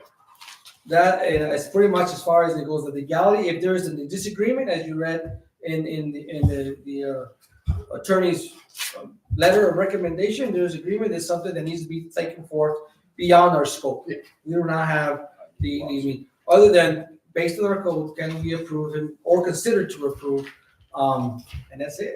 I have a couple of questions then, Eddie, or Mr. Salazar, sorry. So the paperwork actually says that when the subdivision for the Lucero thing is finished, it doesn't talk about any other subdivision. And then my other question is, after reading through all of this, is Mr. Bernal, has he already been approved for the subdivision? I mean, doesn't it have to go in front of the adjustments committee or whatever they're called to approve that? I don't think I heard. This is just a workshop. We're just discussing, after this is done, he actually has to go through a formal submission. And at that time, I actually did request, I asked the attorney if he could be present today. Unfortunately, he had prior engagements.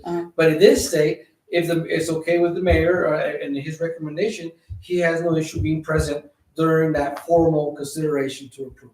Okay. Right. And then I have one more question, and Sure. that's it. So the property that you're talking about, or the lot in the back, is actually the same address as the one in the front. Correct. So why, if he has access through the front and that's all considered one address, does that make a difference? No. Because those two are individual parcels, and I specifically asked him that question because I had that question as well. Is it because those are individually parcels, they are considered to be individually owned, right? So if Mr. Bernal wants to sell that parcel at one point or another, that still needs to have access to the back. Just because he's the owner of both parcels, again, according to legal, these are all legal things, right? That should be discussed in court and stuff. But I'm just relaying what he said because this is what I asked him. But for our consideration, that shouldn't sway our decision. I understand that they're two separate parcels, but they're all one address. There's all one address. There's many parcels that way. There are most of the time when a parcel don't even have addresses. Just for the purpose of locating that parcel through address, Google, whatever, they give it a parcel, especially if it has the same owner on it, right? But yeah, they're two individually parcels. And as it was stated before, he did not meet the criteria as a public road because he did not meet the 30-foot requirement. Even though it's just there, they needed to go through the variances. And I wasn't here, my understanding was it just seems that impossible for that to be considered at the time. So research was done, and for this purpose of our consideration is he has already approved access going through the back of the truck. Again, this road is not public, it's a private road owned by Ms. Segovia, but whenever she got deeded that property, the responsibility of accessing those lots, those tracks, went along with that. And that's, you mentioned that, as far as the commission should be able to make a determination if he's approving that. I really hope the attorney is here. When we actually do vote on this, we need an attorney. Oh, of course. Yeah, that's what I asked him. Yeah. I asked him, he said that he would make plans to be here when you're back. Can we also have the fire marshal here? No. He works for us. He's got a lot of concerns about that road. Agreed. The private. Yeah, well, it is a private. No, I agree, Eric. I mean, it's like, we want to do things right between both parties. Yeah. We're trying to. Yes, most definitely. Do the right thing. So, well, anybody got any more questions? What's the difference between a private road and easement? A private road is actually has a designated parcel number to it. You know, there's indicated its own, you pay taxes on it separately and such. An easement is already done on your property. For instance, if you have a road and you want to provide access to a landlocked or access in general, a utility used as a road or any other means, then you would put it on your own property and you would dedicate that space. You won't be able to build on it. You won't be able to do just about anything because that road is dedicated to that purpose. And I read you sent in the first, you sent a long definition of easements, different easements. So there's two types. Yeah, and then, so my impression is, when I read that an easement doesn't get taken away from the property owner. It's an easement, it's an agreement between whoever wants to go in that easement. It's a two-party agreement. Shared property. Yeah, well, it's not shared property. Well, it is, but it Yeah. still stays with the original owner. Because we have Is an what I easement understand. between my house and the house that Yeah. was added on my Yeah. lot. Yeah. It's just, It's a shared just like a utility easement, the same thing, or you providing, that easement for the utility companies to be able to work on it. Yeah, that's what this is about. Easements, That's what we right? should be Because there's no doing. roads. Now, this is what he's proposing here, because if considered this access to this back private road, he was required to put his, 30-foot road, 35 feet, I think he was here. That's. And this will be an easement for emergency use only, all right? And That exit. portion of it. Exactly, portion of it, exactly. Yeah. Because there's not enough room there, there's only 29 feet, you can't extend this road all the way through, right? So this will be an exit easement only, and because the fire code requires a minimum of 20 feet to comply, then he's able to make that requirement. And also, I saw somewhere, I was trying to look for it again, but it showed 30-foot wide here, which makes a lot more sense to me. And then it showed a hammerhead turn in here where the Yeah, there's different, vehicle, where the service vehicles or any emergency vehicles can turn around and go back out that way. Sure. I mean, that's. well, when that happens, Hammer. and that's a possibility, I think that was his original plan, Oh. only because he was under the impression and He was couldn't told that he cannot use this road. Right? Howard means you have to go back the way you came. Yes. Okay. So he can't go back, was this more for fire? Yeah. That fire would require a turnaround, just like Ms. The roundabout they show on was her. done over here. Yeah. She would need he would need a roundabout in order for fire to go back. Fire would not go into property more than 150 feet if there's no Those engines. turnaround. Yeah. Okay, now, I So spoke- does there have to be a roundabout there? Oh, it can be not a a roundabout, it's just You something to could- turn around. Okay. It could be a Like a- hammer. hammerhead. Like a cul-de-sac. Exactly. Well, it just seems, I don't know, I gotta say this. It just seems, it would be kind of crazy to have a turnabout on this property and a turnabout right next door on that property. It seems like there's a way to work something out. You would It just think, seems you would think that crazy. both parties would get together and, Well, I hope and so. work, as far as us goes, we don't have any say in the party. I also spoke with Mr. Bernal, and he was willing, to, if allowed, which was his original plan, is to come in through the front with a private road easement, right? And access his subdivision here, not open this road here for use of this subdivision, but only for fire. I Like like turn it that. around, right? Yeah. He I will like use that. this here, put a gate with a combination, nobody will use it And a but gate fire. up there, too. How often would fire? No, here he needs it to access this. Well, Right. okay. But in order for fire, because fire does need a Yeah. turnaround to prevent him from being required to have a turnaround and then turnaround. lose a large portion of his property, he is willing to compromise with the private owner Right. to say, if you let me And here at have a least- combination with the lot, then my Okay. lots will only be accessed through Through there. through Okay. the Calle del Sur. The only exit here will be fire, just to allow him to exit the property. That makes sense. Okay, that was another request. I got with both, the owner, Ms. Segovia she says absolutely not, she's not willing to make that consideration. Okay. I'm just throwing that out there because again, we're trying to find what's best for whatever both parties. But again, let's not get wrapped up too much in all this. Again, this is just based on our ordinances and our subdivision and already prior, the attorney already voiced his recommendation. And I think by talking about that, it was recommendation. It might packed away. Thank you.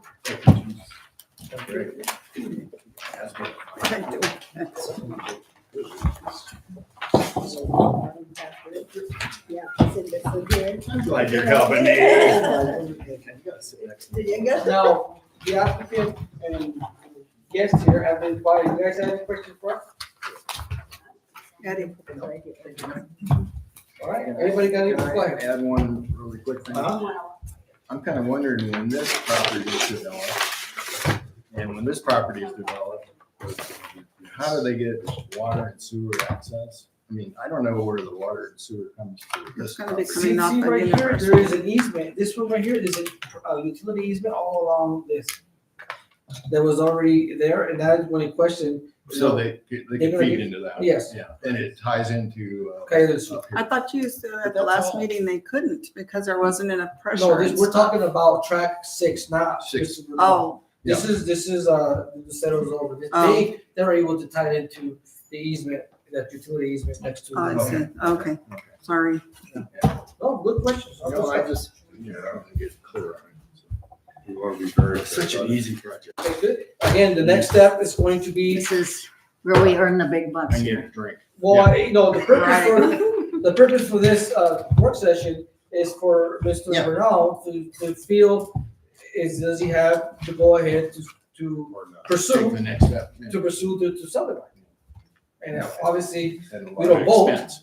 We don't vote on this. So, Any comments, questions y'all might have, you might ask, do I go forward or do I say, I don't know, this is not a formal, consideration. It's What just- outcome are we hoping for from this work session on this issue? Yes, it's What's the to see if Mr. Bernal's, would invest the money and time into acquiring all of the subdivision What subdivision? requirements that he needs to meet, which is an engineer, for A lot of cost. Are we able to DOT. tell him that today? Well, yeah.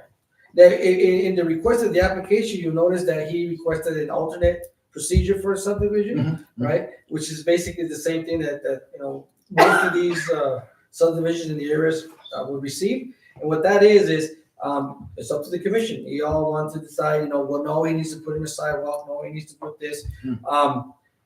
Generally, you were here, Mr. Commissioner Reeves, but last week I did read a letter from our town engineer.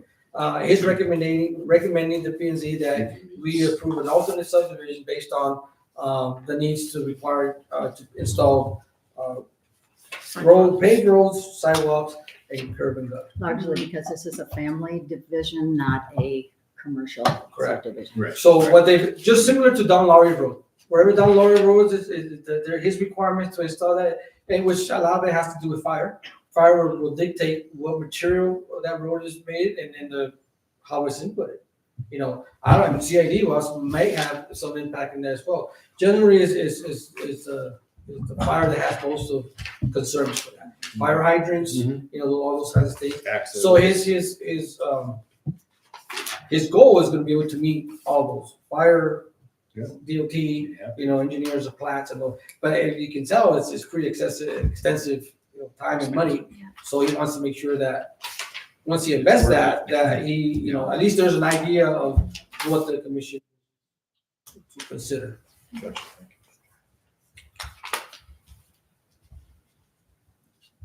Very good?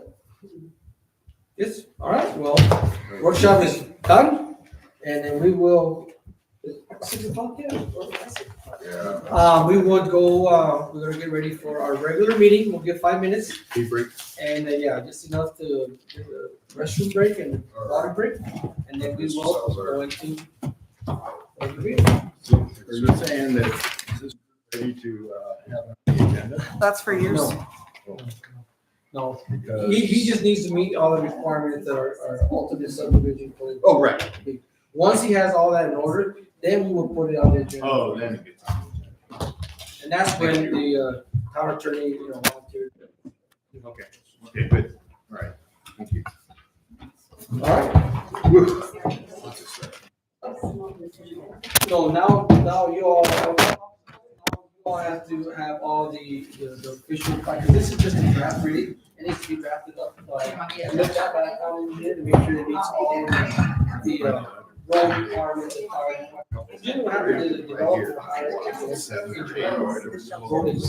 And he makes sure that water, CID, the pavement, all that, in order, and then you do the application.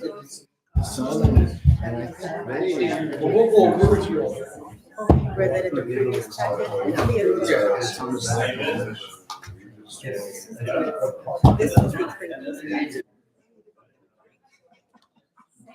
That's why I was, it's just expand here, that, you know, Yeah, outcome. to get it these approved, and that's why we did this. We can,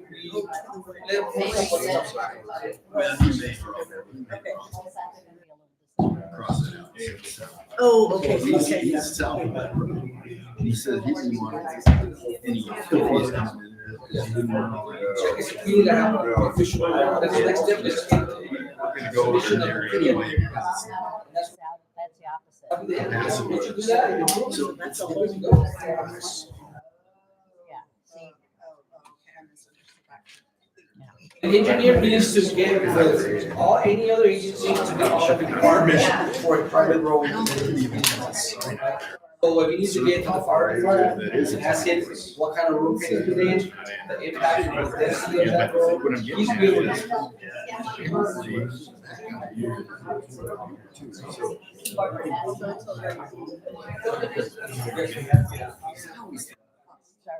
That's a great,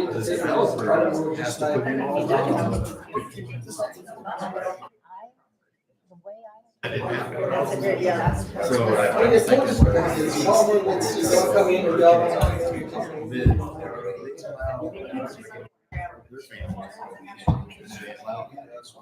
I don't know for sure, but it seems like this guy is concerned about.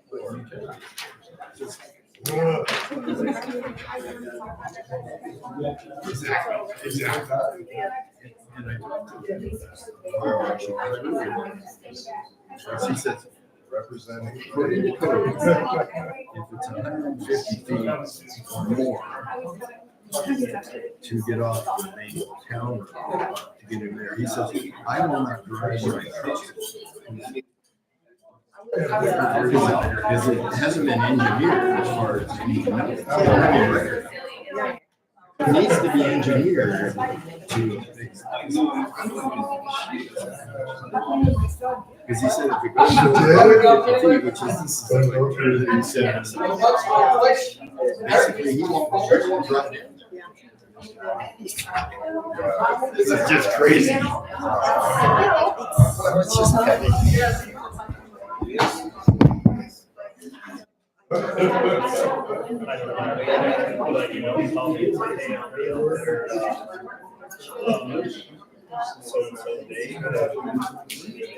Once I was out weeding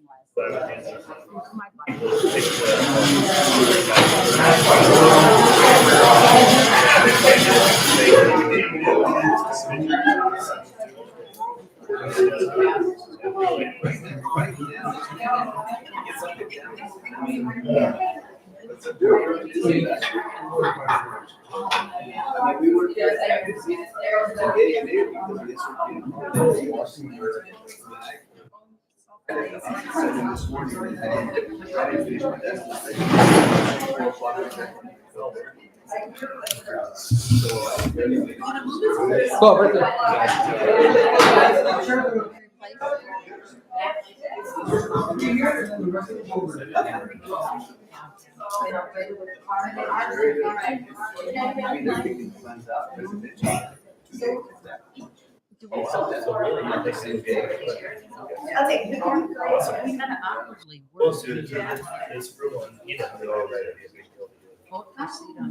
right there.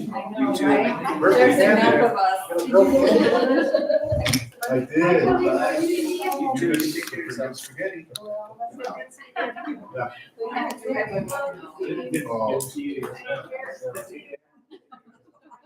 My opinion. So yeah, so we should do it. Okay. What's it supposed to do? Oh, what's it supposed to do?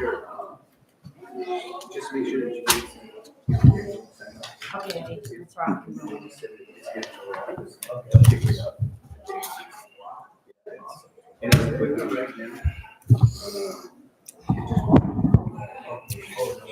We're just waiting for one more and we'll get started.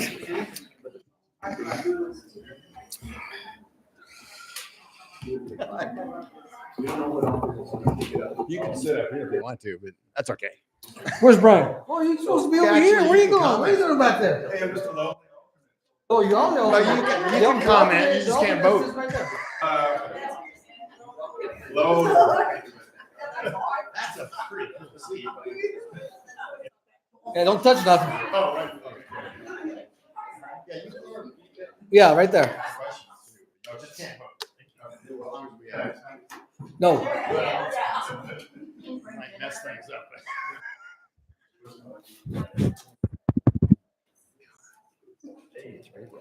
How you doing, Mr. Silva? I'm doing great. Yourself? Feeling better? Ready for a race? I'm still a little limpy, but it's getting there. We're not gonna bet on them for winning. Yeah. It's Well, thanks for coming in. excuse me? Thanks for coming in. You're welcome. You're welcome. It's good to get back into it. I was going crazy being at the house. I hear you. I hear you. This could be crazy. I had I wouldn't call them complications, setbacks. That's only an And official public. My second And surgery then they didn't can be go sworn in and they as can get. fast. The recovery wasn't as fast as the first time. So I've been getting frustrated trying to get back. A little bit too hard, too fast. Yeah. Let me get a hold of this Eric guy. So I've been they still have me on modified leave, so I still have to watch my limitations. But at least I'm back at work. Well, good. So Well, good. hopefully get We back. definitely on track use you. again. Yes, I'm doing. You just have to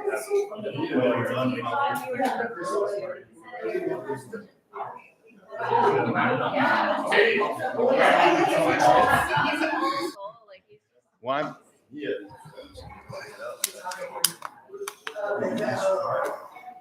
Yeah, sooner to get up to there, maybe 40. I don't even know that.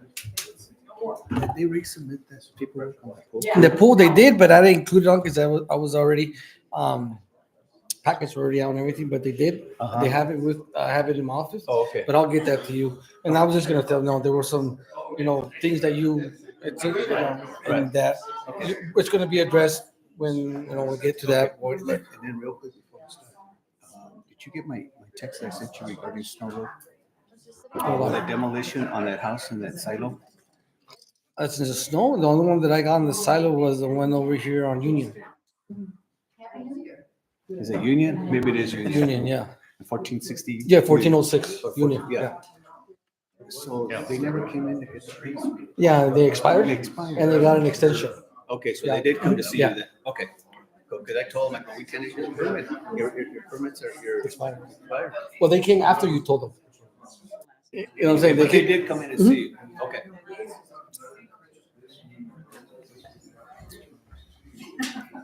Look at you. And she's like, I'm here already. Finders, losers, right? No swappies. All right. Well, if the commission is ready, we can go ahead and get started. For the purpose of not having a chair today, I'll open up this meeting. It is January 21st, 2025. This is a Planning and Zoning Historical Appropriates Commission, a regular meeting. Today, right now, the time is 7:30. We did have a work session or 6:30. We need to change that. Sorry. Bedtime, come on. It is 6:30, so I apologize to the public for waiting for this regular meeting, but sometimes things don't go as planned. And as mentioned in the agenda, they would follow after the work session. The very first thing on our agenda is obviously the Pledge of Allegiance. If everybody could please rise. I pledge allegiance to the flag of the United States of America and to the republic for which it stands, one nation, under God, indivisible, with liberty and justice for all. I would like to call roll call, if that is okay. Commissioner Gallegos, Present. Commissioner Lori. I have a brain fart. Sorry, Commissioner Miller. Commissioner Miller. Man. My head is still in this case. Believe it or not, I all week it's been like trying to figure it out, and I apologize. That's why we have him there for that reason. Commissioner Miller says she is here, and I apologize. Miss- Commissioner Mulvihill, Commissioner Alba, Commissioner Walkinshaw, Present. and alternate Commissioner Mr. Brian Reeves. Present. All right. We do have quorum, 5 commissioners with an alternate. The next step is going to be a point of new commissioners vote for seat on commission. The new commissioners already came in. Thank you for coming in. You were sworn in. So you are legal in a sense. Also, Mr. Reeves, I introduced Mr. Brian Reeves, Commissioner Reeves. He is here also. He is has an expertise himself that he can bring to the board, to the commission, that would help determine, hopefully, make some decisions in the future. Is there anything you would like to say, Mr. Reeves? Thank you. It has been explained now that he is an alternate. He is only able to discuss the topics with the commission unless there is an absence in one of the 5 seats. Then he will fill in and serve as a voting commissioner. We did have a alternate commissioner that was appointed to a seat on the commission. Commissioner Mulvihill, congratulations. Thank you. And both Commissioner Alba and Walkinshaw, thank you for reinstating your service.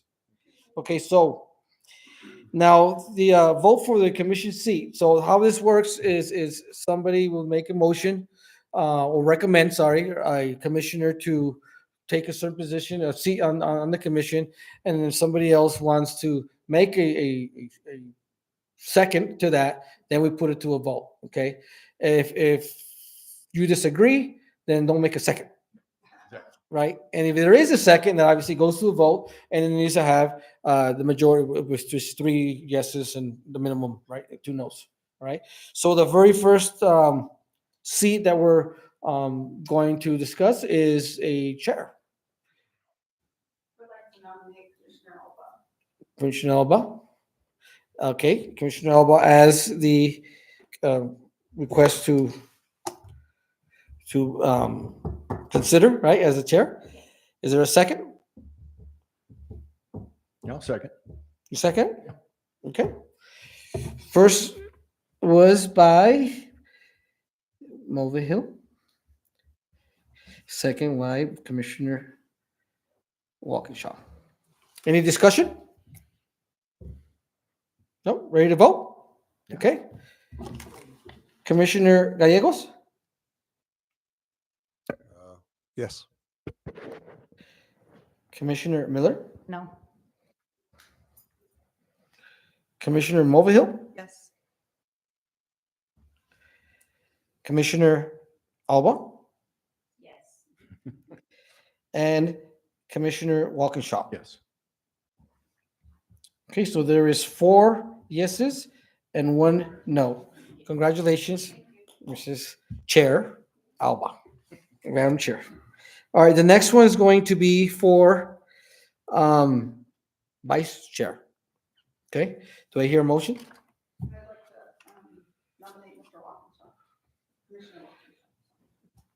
Any second?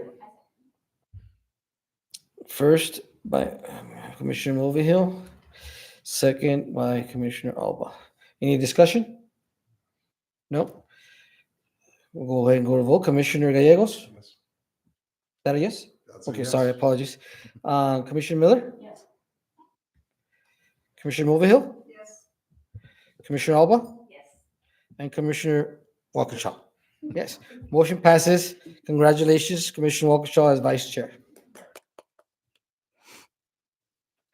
Next is Secretary. Anybody want to volunteer for secretary? Basically, a secretary, it only gets involved whenever we sign like replats and such. Or if, if I'm, for some reason, I'm not here, I don't know why I wouldn't be, but you would take like maybe roll calls of some sort. But other than that, the secretary, as Messiah responsibilities, really doesn't do much. Maybe serve as a third chair or third vice chair in case the chair is not. So any nominations? I would like to nominate Commissioner Miller. Nominate Commissioner Miller. Do I hear a second? Okay. Well, second by Commissioner Alba. Any discussion?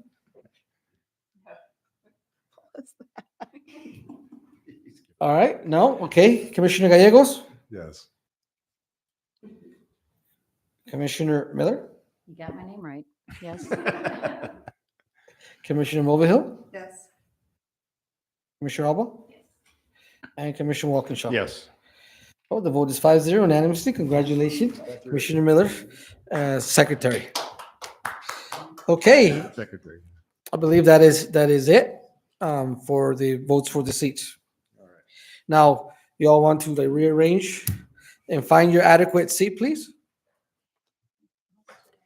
Oh, I didn't, in the middle. Have to be next to you here.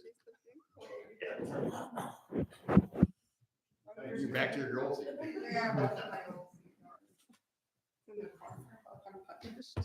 No, you're. Thank you. All right, so now we have a chair, a vice chair, and a secretary. I yield the floor to the commission and the chair to lead us in prayer, lead us in these cases, in the agenda. Floor is yours, Madam Chair. Sorry. Yes, thank you. So changes of approval of the agenda? Mhm. So public input? The very first, the appointment of commission, the changes approval agenda, you will ask for if there are motion to approve, and then somebody will go to second, and then we would vote. So moved. Second. Okay. Any discussion? No? I'll go for the vote. Commissioner Gallegos? Yes. Commissioner Miller? Yes. Commissioner Mulvihill? Yes. Commissioner Walkinshaw? Yes. And Madam Chair Alba? Yes. The vote is 5-0. Motion passes.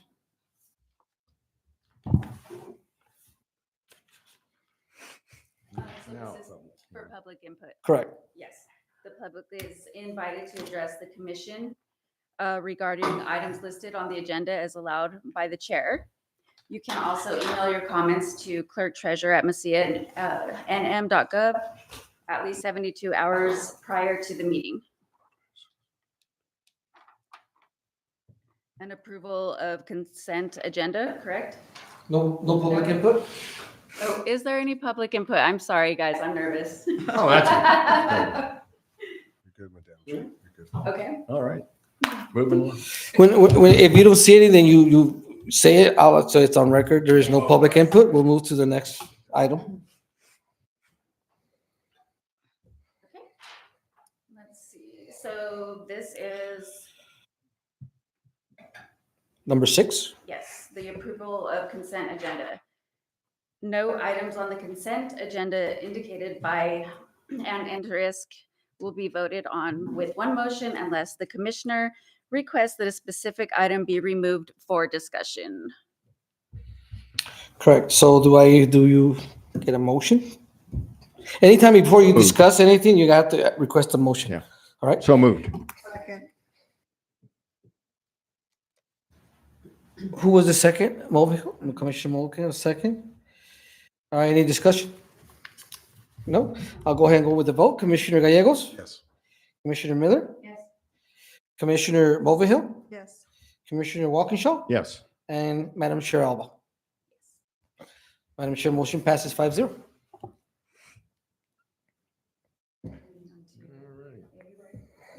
Yes. December 16th, 2024, PZHAC regular meeting minutes. Discussion. No, that's what we just finished approving. The consent agenda was to approve the minutes on December 16, 2024, regular meeting minutes. Okay. Our next item on the agenda is discussion. And the discussion is Messiah Town Code review setback requirements within our code for clarification. Madam Chair, if I may? Yes. I did send a small information packet or document that I wanted to discuss. Did everybody get that? Let me just get to that point. Where is it? This is regarding our setbacks that we have listed in our code. And one of the things is that it kind of struck my attention. It looks like this. Does everybody have it? All right. What is the definition of a setback? One of the things that caught my attention in our code is mentioned a lot, yard, right? Required yard. And if you look in there, in our first right here, Messiah Town Code definitions, it says yard means the space on the lot unobstructed by buildings from the ground to the sky, including sidewalks, driveways, patios, and other ground level services. Also, a yard front means the yard between the front property line and the building or structure. Rear yards, similar to the same, and side yards is the same, and there's no definition for setback in the sense, I am assuming yard, front, rear, and side is what is referring to it. Okay. Single family residential, 1830.050, the description under yards, front each lot shall have a front yard extending across the full width of the lot or parcel with a minimum of 30 feet. Right. So again, 30 feet setback on the residential. That's what I'm interpreting now. If you disagree, always, let me know. The side, there shall be a minimum of minimum yard of 7 feet on each side of the lot, extending from the front yard to the rear yard, right? And then it goes to the rear, and again, it goes the same explanation, and it's 30 feet. So it's 30 in the front, 30 in the back, and 7 on each side is what the setback is for a single-family residential zone. Time for us to comment, or we should wait? No, you can comment. I'd be very surprised if any of us have a minimum of 30 feet in the historic district. Definitely not. Exactly. There's one of the things that come into question is because when it comes to a legal non-conforming lot, which is obviously smaller than, say for instance, it's not an acre now, it's only a half an acre, and it's a legal lot by definition, right? It's before 1972. They're not going to have a 30-foot setback in the front or the back. The chances are very slim. So anytime they're trying to do something, they're trying to say, hey, can I get a shed back there? Hey, can I put a patio? Can I put that? What's the answer? Right, going to be, right? So that's why I guess that's why I'm trying to get direction from the commission, or come to a consensus between all of us. How do we deal with something like that, right? We already have definitions of setbacks for any kind of a building in the back off the property line. Usually 7 feet on the back for a shed. Yeah, we're going to get that. That's where we're heading to next, right? But as far as the setback, under my interpretation, is a setback is for a warm space. But a garage space, right? And you'll notice here in a little bit regulations for those specifically being allowed within the setback. Warm space. Or heated space in a sense. Okay, so we're done with the single family. With that was the residential agriculture, section C, 1825.050. It says yards front each lot or parcel of land shall have a front yard extending across the full width, a lot with 30 feet, and then it says 10 feet on the side and then 30 feet in the back. And I apologize not for reading all this. My mouth's getting dry, and for the sake of not being redundant and then over again, I'm just going to jump to those, but you have it in front of you. And then also says right there on rural farm, the yards front, each lot should have a parcel of 30 feet. And And that's how it says. It doesn't say anything on the side or it doesn't say anything in the back. You know, the rural farm front yard setback is 30. There is no, do we assume that it's going to be 30 in the back and 10 in the back like residential? Again, if it's not, then we need to fix that, right? We need to get in there. We need to address that.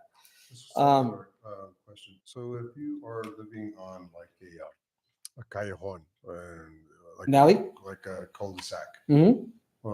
what are the ramifications of this code on they that are trying to like Yes. put something on their property? I don't have that information with me, but I do know our code addresses that. Our code addresses not like normal size lots. They're just kind of abutted against, eye-shaped kind of thing. Yeah, it does. I don't have that information with me. I apologize, Mr. Gales, but I know our code does regulate some of that. Part of what we're going to get into here is any new development on that zone or on that block.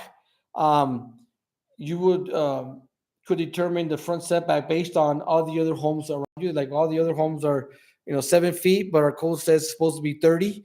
If all of them are consistent or more, the majority of them is consistent, then you could request a same setback as your surrounding homes on that block. Historical residential canopies. This is where we're just getting to the nitty gritty here, right? So now we're going to the historical residential 060 canopies and accessory structures in the rear yard shall not be more than 50% of the required area and can be set back 3 feet from the side or rear yard if they are made of fire-resistant material. Any temporary structure can be set back 3 feet from the side or rear yard if they are made of resistant materials as well. So in the sheds and such as we talked about. So when somebody wants to build a carport or a canopy, am I reading this right? As long as it's not 50% more than the required yard, which is the setback, they're able to do so. Is that everybody agree? Yeah. And I'm sorry? It says yards. It doesn't say, well, it says say front. Yeah, exactly. Okay, yeah, only in the backyard. And one of the reasons why I bring this up, again, because I have a non-conforming lot that wants to build a garage in the back, and we brought it up because I don't want to have to make that call and bring it and support it because obviously I want clarification on it. Mesilla Town Code, Historical Residential, 1835-060. It says yards for all new buildings, front, side, rear yard must be at least 7 feet from the property line. All right. But it also states if a mutual agreement cannot, this is for the next one down, this is for a right of entry. If a mutual agreement cannot be acquired, the applicant shall meet the required setback of a 7 feet right of entry form of fence between two private properties. I'm kind of curious why that is. Well, it seems to me then you essentially forfeit. You've lost 7 feet of your property. That's what I'm saying. So you're giving up 7 feet of your property because you can't, typically I'm used to, well, I don't want to put it on the property line. That's why you need a right of entry form. But if I put it in on my property and I can prove it through my survey, why do I have to go 7 feet? I don't understand that. I think mostly it was from a standpoint of say you got it just inside the property line. And your neighbors, of course, the fence is there. And what if the fence is made out of rock or whatever? You have to do maintenance on it at certain times. So if I own a fence, because it's just inside my property line, I would have to have, reading this, I'd have to have a entryway agreement with my neighbor so I can work on the fence on the other side. Mm-hmm. So 7 feet just doesn't make much sense to me. Yeah. Yeah. I mean, again, I'm not expecting any change or have any cases, pending, but it's just something that I just was kind of curious. Why does it have to be 7 feet? It says 7 feet because anything not on the property line is considered a structure and it's within the setback. Your neighbor might take some of that property. Yeah. Well, yeah, it's probably going to use it to do, And so, yeah. So anyway, it may be something to consider in the future of maybe we should change that to where it shouldn't have to be giving up so much property because you don't agree on the fence or anything like that. And Mr. Maese, if you got any comment, always, of course, feel free to, comment on such, I such do a, have another comment. go on, Just real quick. real quick. We've missed you as far as. Hi, good evening to all. For those of you that don't know me, my name is Tom Myers. I'm the state building inspector. But in regards to what I'm hearing, as far as your setback requirements and you're talking about the fencing issue or walls, a lot of that goes back to fire requirements and having fire separation between properties as far as structures. So a lot of times under the fire code, even though it's a wall and it may be a non-flammable material, it's still considered part of the fire code. So in that case, now you're having to split both properties. So if you have a structure on one property and a wall on the other, the fire code says that you have to maintain a separation of 10 feet. So a lot of times that's where your setback requirements come into play. Typically on a fence or a wall or anything like that, it's pretty much non-combustible. And I, representing the state, I would say that the 7-foot setback that you guys are calling for is pretty extensive.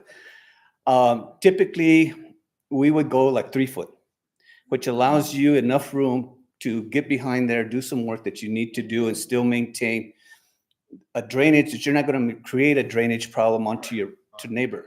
So those are some of the conditions that we look at. So it's something that you may want to consider. That's a good point. Also, along with that, the setback is also not just to keep the separation of properties or structures, it's also to give access to the backyard, right? So if you have a wall that's 7 feet from your property line, how are you going to get to your backyard because the wall is in the way, in a sense, if you don't have your structures, so far away from your wall, right? You have another comment? One other comment that you just That's it, said. might as well sit down. Well, you had mentioned about having access to your backyard, and you're talking earlier in the work session about easements and utility easements and things like this. So a lot of times too, that can come into play. The utility companies would prefer that you don't build anything within those easements so that they have access to be able to work on the utilities. It doesn't say that you can't. They just recommend that you don't, because if they ever have to get in there, they're going to destroy whatever you have built. So is it a minimum requirement as far as what they need to get in there? That's up to utilities. So that may be, and I don't know if that may have had a precedence on how this 7-foot setback was brought into play. Again, we look at it as a 5-foot setback. So if you take 5 feet from each property, that gives you a 10-foot easement, which is enough to get a truck or something back in there. So again, that's another thing that you may want to look at when you consider these setback issues. Another question about easements. My impression and understanding, reading some of the information you sent us about easements, is the property owner doesn't lose that property. It's an easement agreement. That is correct. It still remains part of your parcel. Right.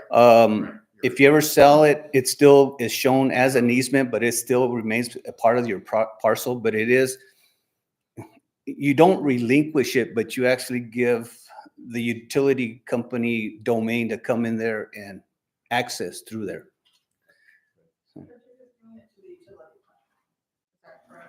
It's pretty much, it's usually dedicated to the utilities or some kind of yes, yeah. And it's typically utilities that be able to run through there, and they could be underground utilities and they could be overhead, but it's usually to be able to get access back in there to service something. Water, gas.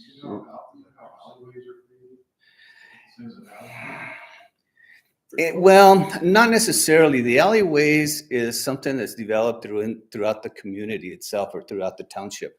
It's not necessarily considered as part of your easement. I know that a lot of communities, they do run their utilities down the alley, which makes it a little easier for them to all of that, including trash service. Like, a lot of people, instead of putting their trash bins in the front of the house, they put them in the alley side so they can be picked up. So it's a matter of how it's written and how it's used within the community. For sure. How the town wants to arrange its development, right? How he wants the development.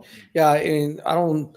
There's a lot of municipalities that do have, especially the older ones that do have alleyways, and half of that alley belongs to the owner on one end, and the other half belongs to the other end. So the town or the agents or the municipality does not own those. They don't maintain them. They're not supposed to. Sometimes they got to go in there and clean them up. But the responsibility is still held, even though it's outside of your fence. The responsibility still falls on the owner to get to keep those updated and keep those clean. Especially in places where, like Mesilla and Santa Fe and what have you, there's not enough parking on the road, so they have to park in the back. Exactly. It's so narrow. A lot of times, the city of Anthony has it's real known for this. Is a lot of these parcels down there, they're subdivided and there's those access to the back, again being landlocked. So they're using the alleyways as a main entrance to their lot, to the property.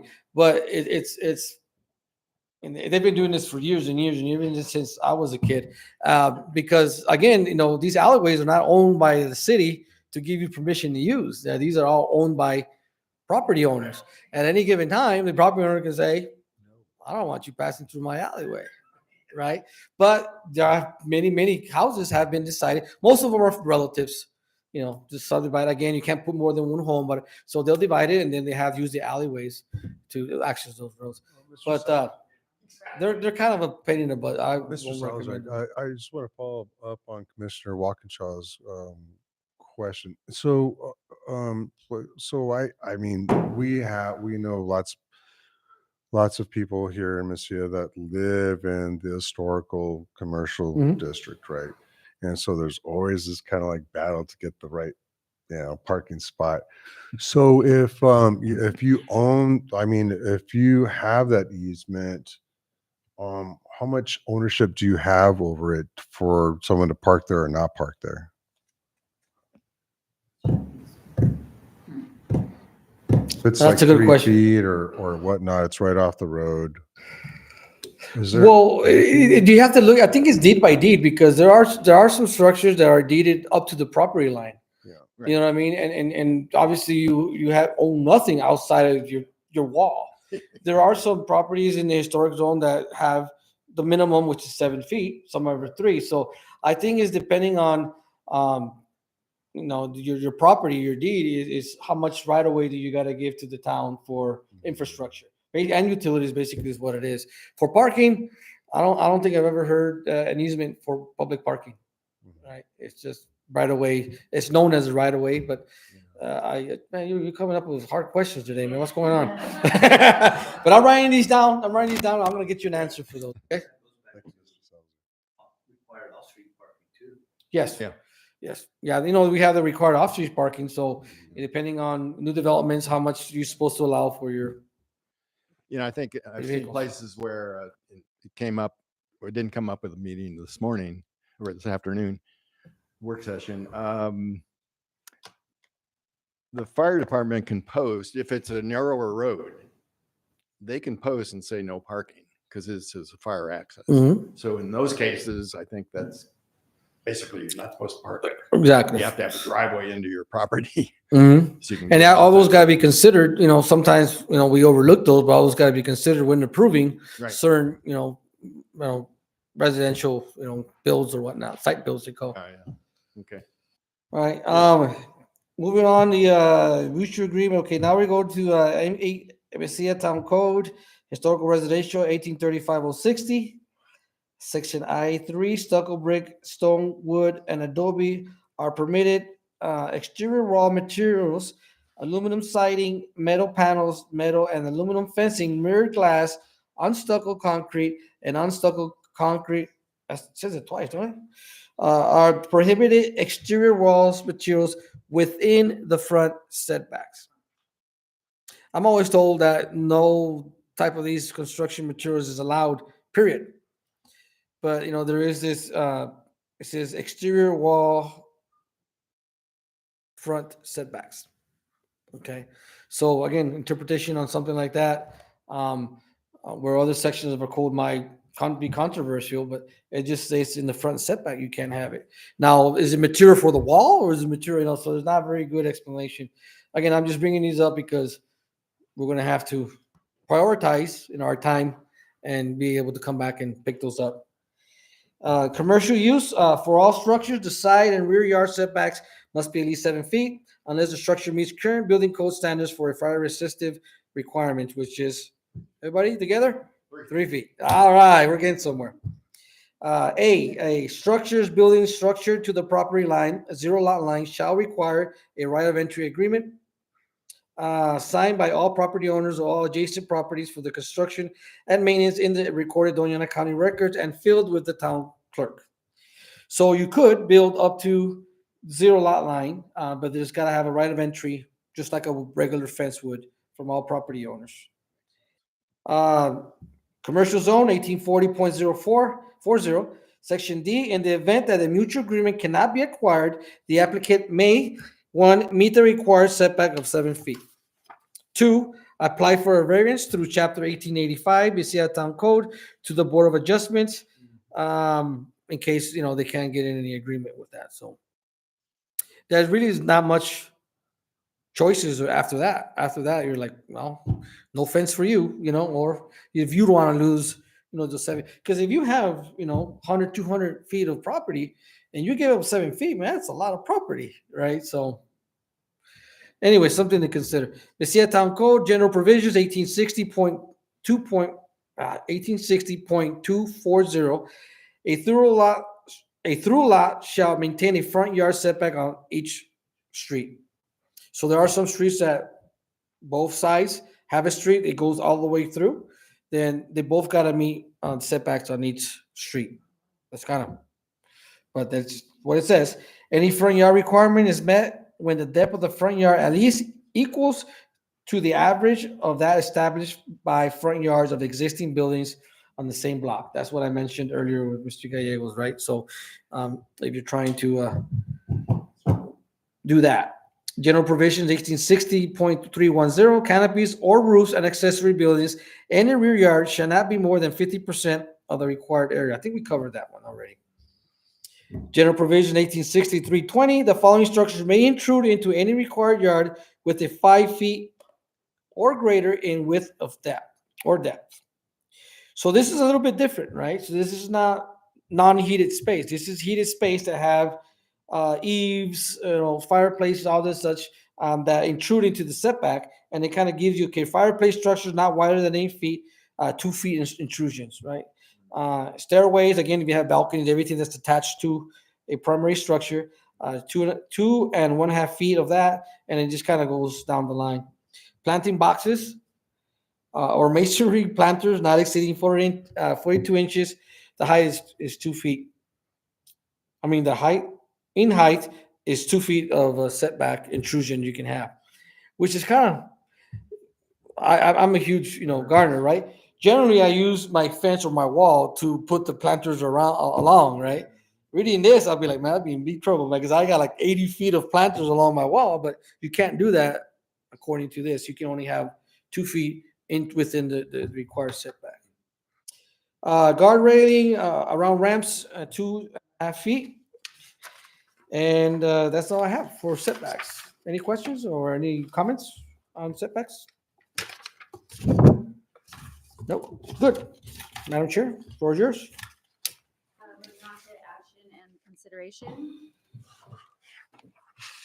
PZHAC case 061942, 2600 Camino de Bodegas, submitted by Taylor and Sarah, requesting permission to finish existing barn, zone rural farm. Yes, okay, Madam Chair, this is again 061942, 2600 Camino de Bodegas, is submitted by Taylor and Sarah Gabo, requesting permission to finish existing barn. Not too long ago, about maybe almost a year ago or so, they did submit an application to build a primary residence on this property. Right?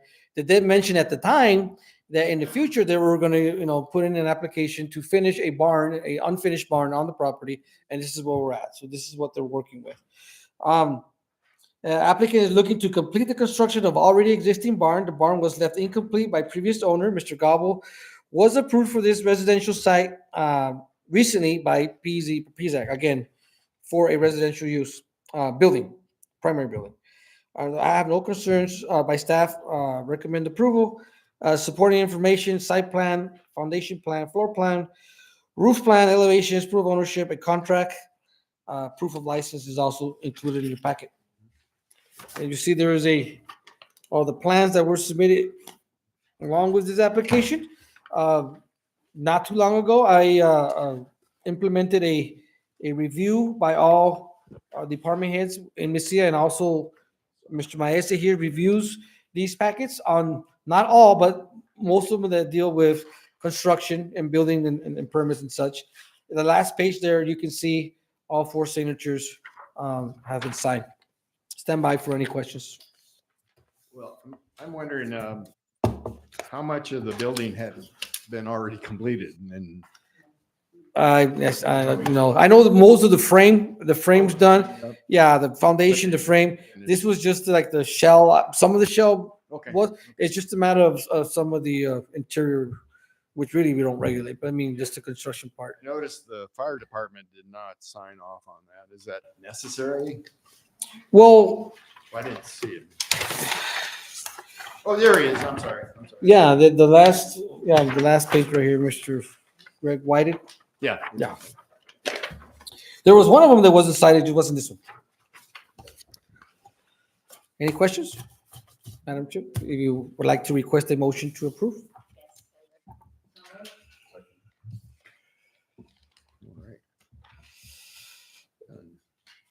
So if there is no further discussion, I'll take the vote. Commissioner Gallegos? Yes. Commissioner Miller? Commissioner Mulvihill?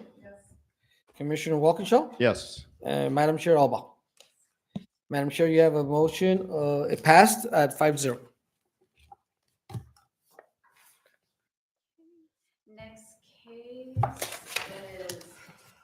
is that case 061-943, 2100 Skype Road, submitted by Adrian Aguirre, requesting permission to install a swimming pool, zone residential agricultural. Yes, okay, this is, again, I repeat, case number 061-943. It is at 2100 Stites Road, submitted by Adrian Aguirre, requesting permission to install a swimming pool. Residential agriculture is the zone. Is the applicant here? Probably not, no? Didn't think so. Applicant would like to build an in-ground concrete swimming pool with an automatic safety cover, as well as a 4-foot wood iron fence to enclose pool area with a self-closing and latching gate. The pool will be on the north side of the property behind the workshop. Department comments, recommend approval, supporting information, site survey, site plan, foundation plan, proof of ownership, pool details, and quick claim deed on the property. This is one that Mr. Maese, after reviewing, submitted some comments not meeting certain building code requirements for CID. I did forward those concerns to the applicant. Since then, they did resubmit some of those concerns, and I haven't forwarded those over to Mr. Maese. But as far as the code is concerned for this commission, we don't need to meet those requirements. CID does, but it's always nice to have him here for many reasons. One is for consultation on his part, right, for the applicant, and there's two is I like to have all the information, all the documents together, so whenever we sign and stamp and get submitted, they're able to approve it. They won't approve it if all the documents are not stamped. So obviously, if they don't submit them, I can't stamp them. Right. Mr. Macy, is there any extra comment you'd like to make? Madam Chair, Commissioners, yes, this case did come before me for review, and there were some structural elements that were needing to be updated as far as the construction of the pool itself. The safety features that the owner is proposing is more than adequate. It's over and beyond what is actually the minimum requirement. The setbacks as far as the location of the pool within the property is fine as far as the building side of it. So as far as the state's requirement, it's more on the design of the pool and the structural integrity of the pool than anything. And I leave it up to you to approve your zoning and appropriations on it. Thank you. Thank you, Ms. Mason.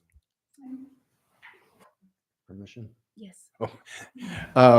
Yeah, I found the same thing. I first started it and read in the description that it was going to. Excuse me, Commissioner Walker, Madam Chair, do you want to make a motion to approve? Motion to approve by who? So moved. Okay, sorry, Commissioner, okay, discussion. Okay, discussion time. When I first looked at it, I looked at code 1848.030F, and it's supposed to have a 6 foot. And of course, in the write up, it said 4 feet. So right away, I put in a little note there. But it goes on to say that an alternative is to have an automatic cover. Correct. So that's why I think it does meet more than enough. Yeah, it has the cover and it has a fence. Yeah. So good. Thank you. I guess I also was concerned with the height of the fence as well, because our fence, we had to have 7 feet. So- 7 feet? Mm, Oh, wow, Yeah. Maybe interesting. it was 6, but on Messiah Farms. The code says. I think so. You're within Doña County, aren't you? No, No, Messiah no, Farms. Messiah Farms, over off of University. Oh, University. that's right. And 28, yeah. Our fence is 7 feet. I They don't made us know. put in a 7-foot fence. Is that It's- because don't they have a covenants for that community? We do, but I the know. town of Messiah made us go 7 feet, because we were at 5, But and they it's made us six, go up. 6 according to code. Yeah, I don't know about that. Okay, I was just curious. Yeah. Yeah. We've had people go. I know, that's true. That's what it's supposed to be. So, Madam Chair, Commissioners, just to kind of expand a little bit on that, just keep in mind also that the building codes are cited on one side of the fence where your zoning approvals are different. So it's not uncommon that the building and the zoning do not meet. So we have to look at too is which is more stringent. And in this case, the zoning requirements would be more stringent than what the building requirements would be. So that's one thing that needs to take effect as well. Okay. When was the fence for the pool approved? Well, how long ago? We just had our fence modified probably 2 or 3 years ago. Yeah, I don't know. I think it's 7 feet, because I can't. But it also, it's a community pool, so maybe that's why. It's not. Yeah. Sure. Oh, Yeah. I know which one you're talking about. Oh, that's. Now we're getting to the bottom of it. Yeah. Changes everything. So any other discussion? Okay, Commissioner Gallegos, Yes. Commissioner Miller, Yes. Commissioner Mulvihill, Yes. Commissioner Walkinshaw, Yes. Madam Chair Alba. Motion passes 5-0.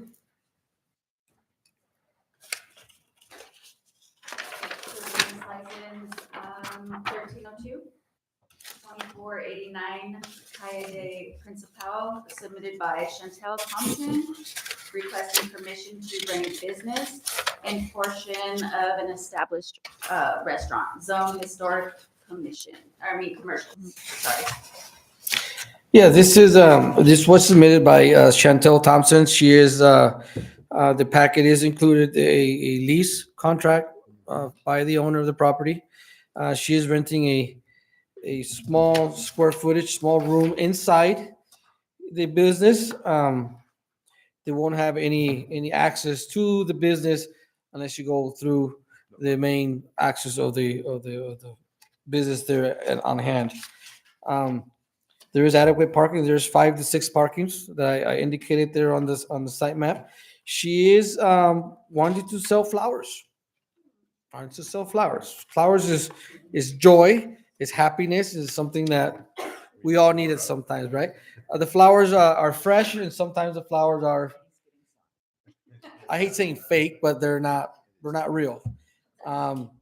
Currently, she is doing out of her home, not in Messiah.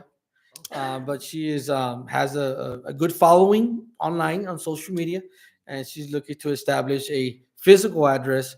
That way, it could include delivery of flowers and such. So, if any of the commissioners wants to send me flowers, then you have a real close place to call and do that. Okay. Um, really, I didn't really see any concerns. The only concern is signage. Like, they're going to sign again, right? Because this business is the Madeline's building. You know, this was one of the concerns of the buildings about right with the masseuse, the silver soul, I think. She requested a sign. I asked specifically to the business owner, "Are you requesting a sign?" She says, "No, I do not need a sign. If anything, I'll put a sign on the inside where the restaurant, dining and all that stuff is kind of like should do." So I'm like, "Well, good," because in order to get a sign, it's going to be difficult for you to get a sign. Be well aware of that, so that she understood. Any other questions? Yeah, Mr. Salazar, we understand that you can only put only so many signs on one property, correct? Correct. According to our code, I was surprised. When the decision was from the BOT, I was definitely surprised. I'm still trying to comprehend, that. But according to our code, there is only 2 signs allowed per business in a structure. Now, if there is more than one business in structure, then you only allowed 1 sign with a directory sign, right? And it's one of the things, I always grab information to make me understand. We just had a workshop from, La Posta, there is a property there that is how big, and to require only to have 2 signs just seems a little bit restrictive and unrealistic. But the code's the code, right? I mean, that's what it's our job to recognize those things and change them, or recommend changes for those. But yeah, there are many properties out there that do not conform to our signage. Our mayor right now, as mentioned before, he does have an ad hoc committee for arts and signage or murals or whatever you want to call it. They are going to discuss that and come up with an ordinance amendment to try to rectify that problem. Seeming unfairness here and there. Most definitely. But again, we're just a recommending, board. Mr. Salazar, so if the address is Calle de Principal, but it looks like the main entrance is going to be off Calle de Guadalupe, correct? Correct. The actual legal address from Doña Ana County is what's stated there on Calle de Principal. Google recognizes that as 2048 Calle de Guadalupe, right? But when it comes to legality, we just try to always go off of our Doña Ana County Assessor's Office. So along the line of those comments, when I look at the plan, it's kind of hard to see what roads on either side of this. So it looks like there's a back door out of this highlighted, or what you highlighted, Let me look at that again. the map. No, this goes into a different. That goes into a different room. Oh, Yeah, okay. there's another different dining. Okay. If you go this road right here is Calle de Principal, I think. Yeah, this is where you go, and this is where you get all your pastries, and the kitchen's over here, and then this is a different dining. Yeah, just Then didn't dining show room. it. Yeah, Okay, thank you. you're welcome. And I did, go ahead.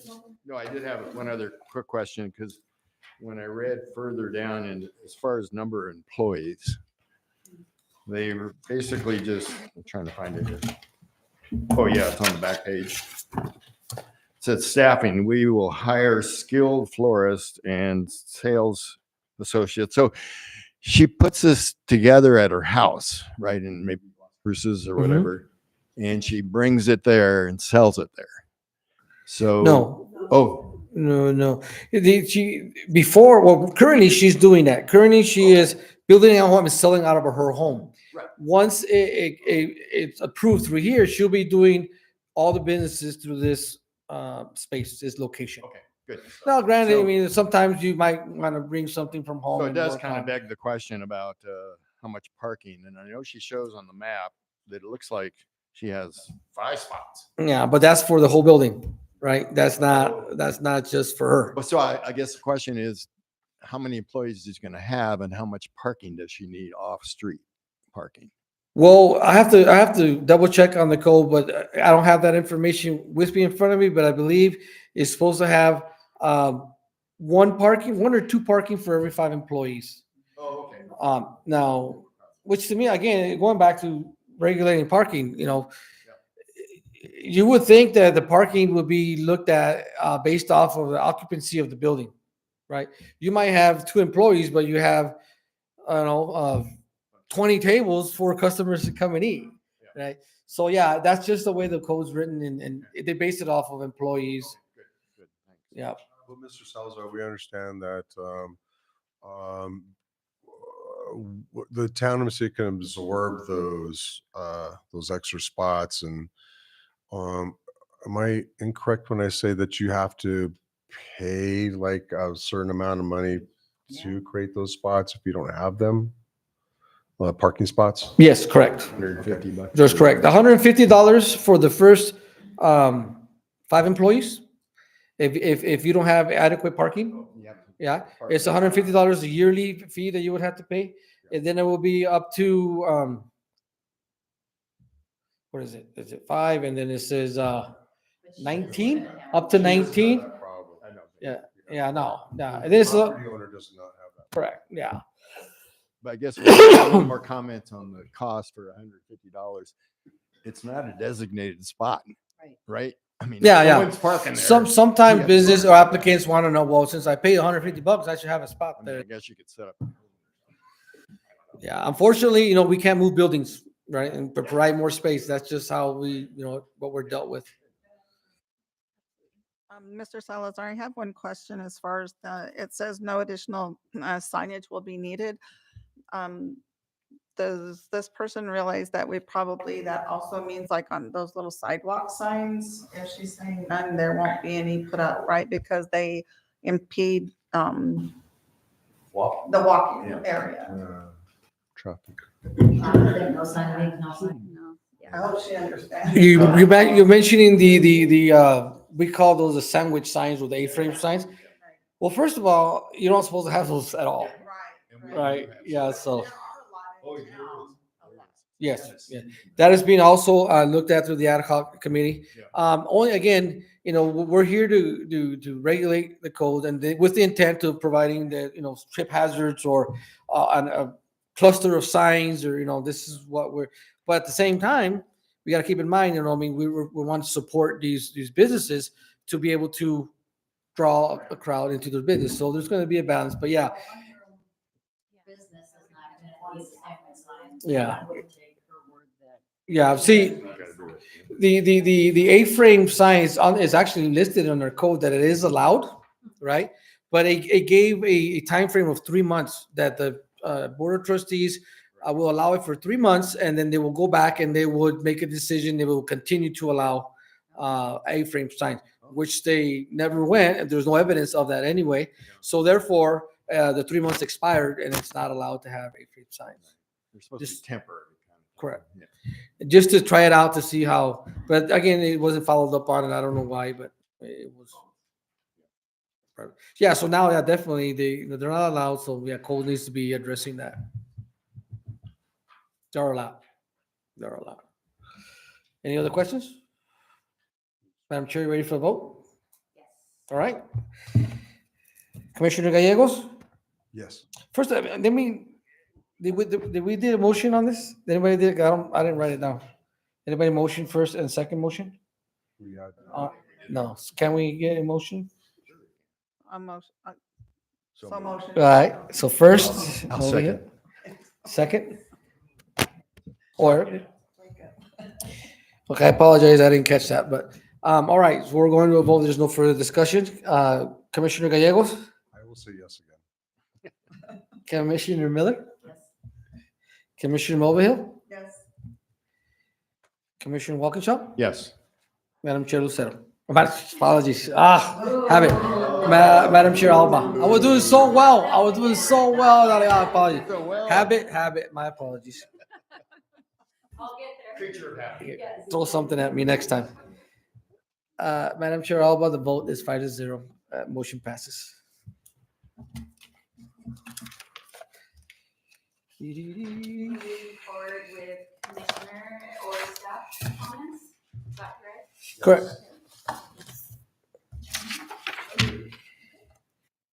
Going back to the front page on our agenda, under public comment,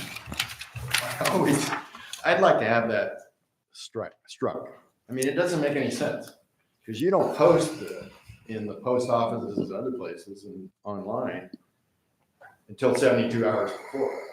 So how can you write a letter and send it in 72 hours before, at least 72 hours before? I mean, it just doesn't make any sense.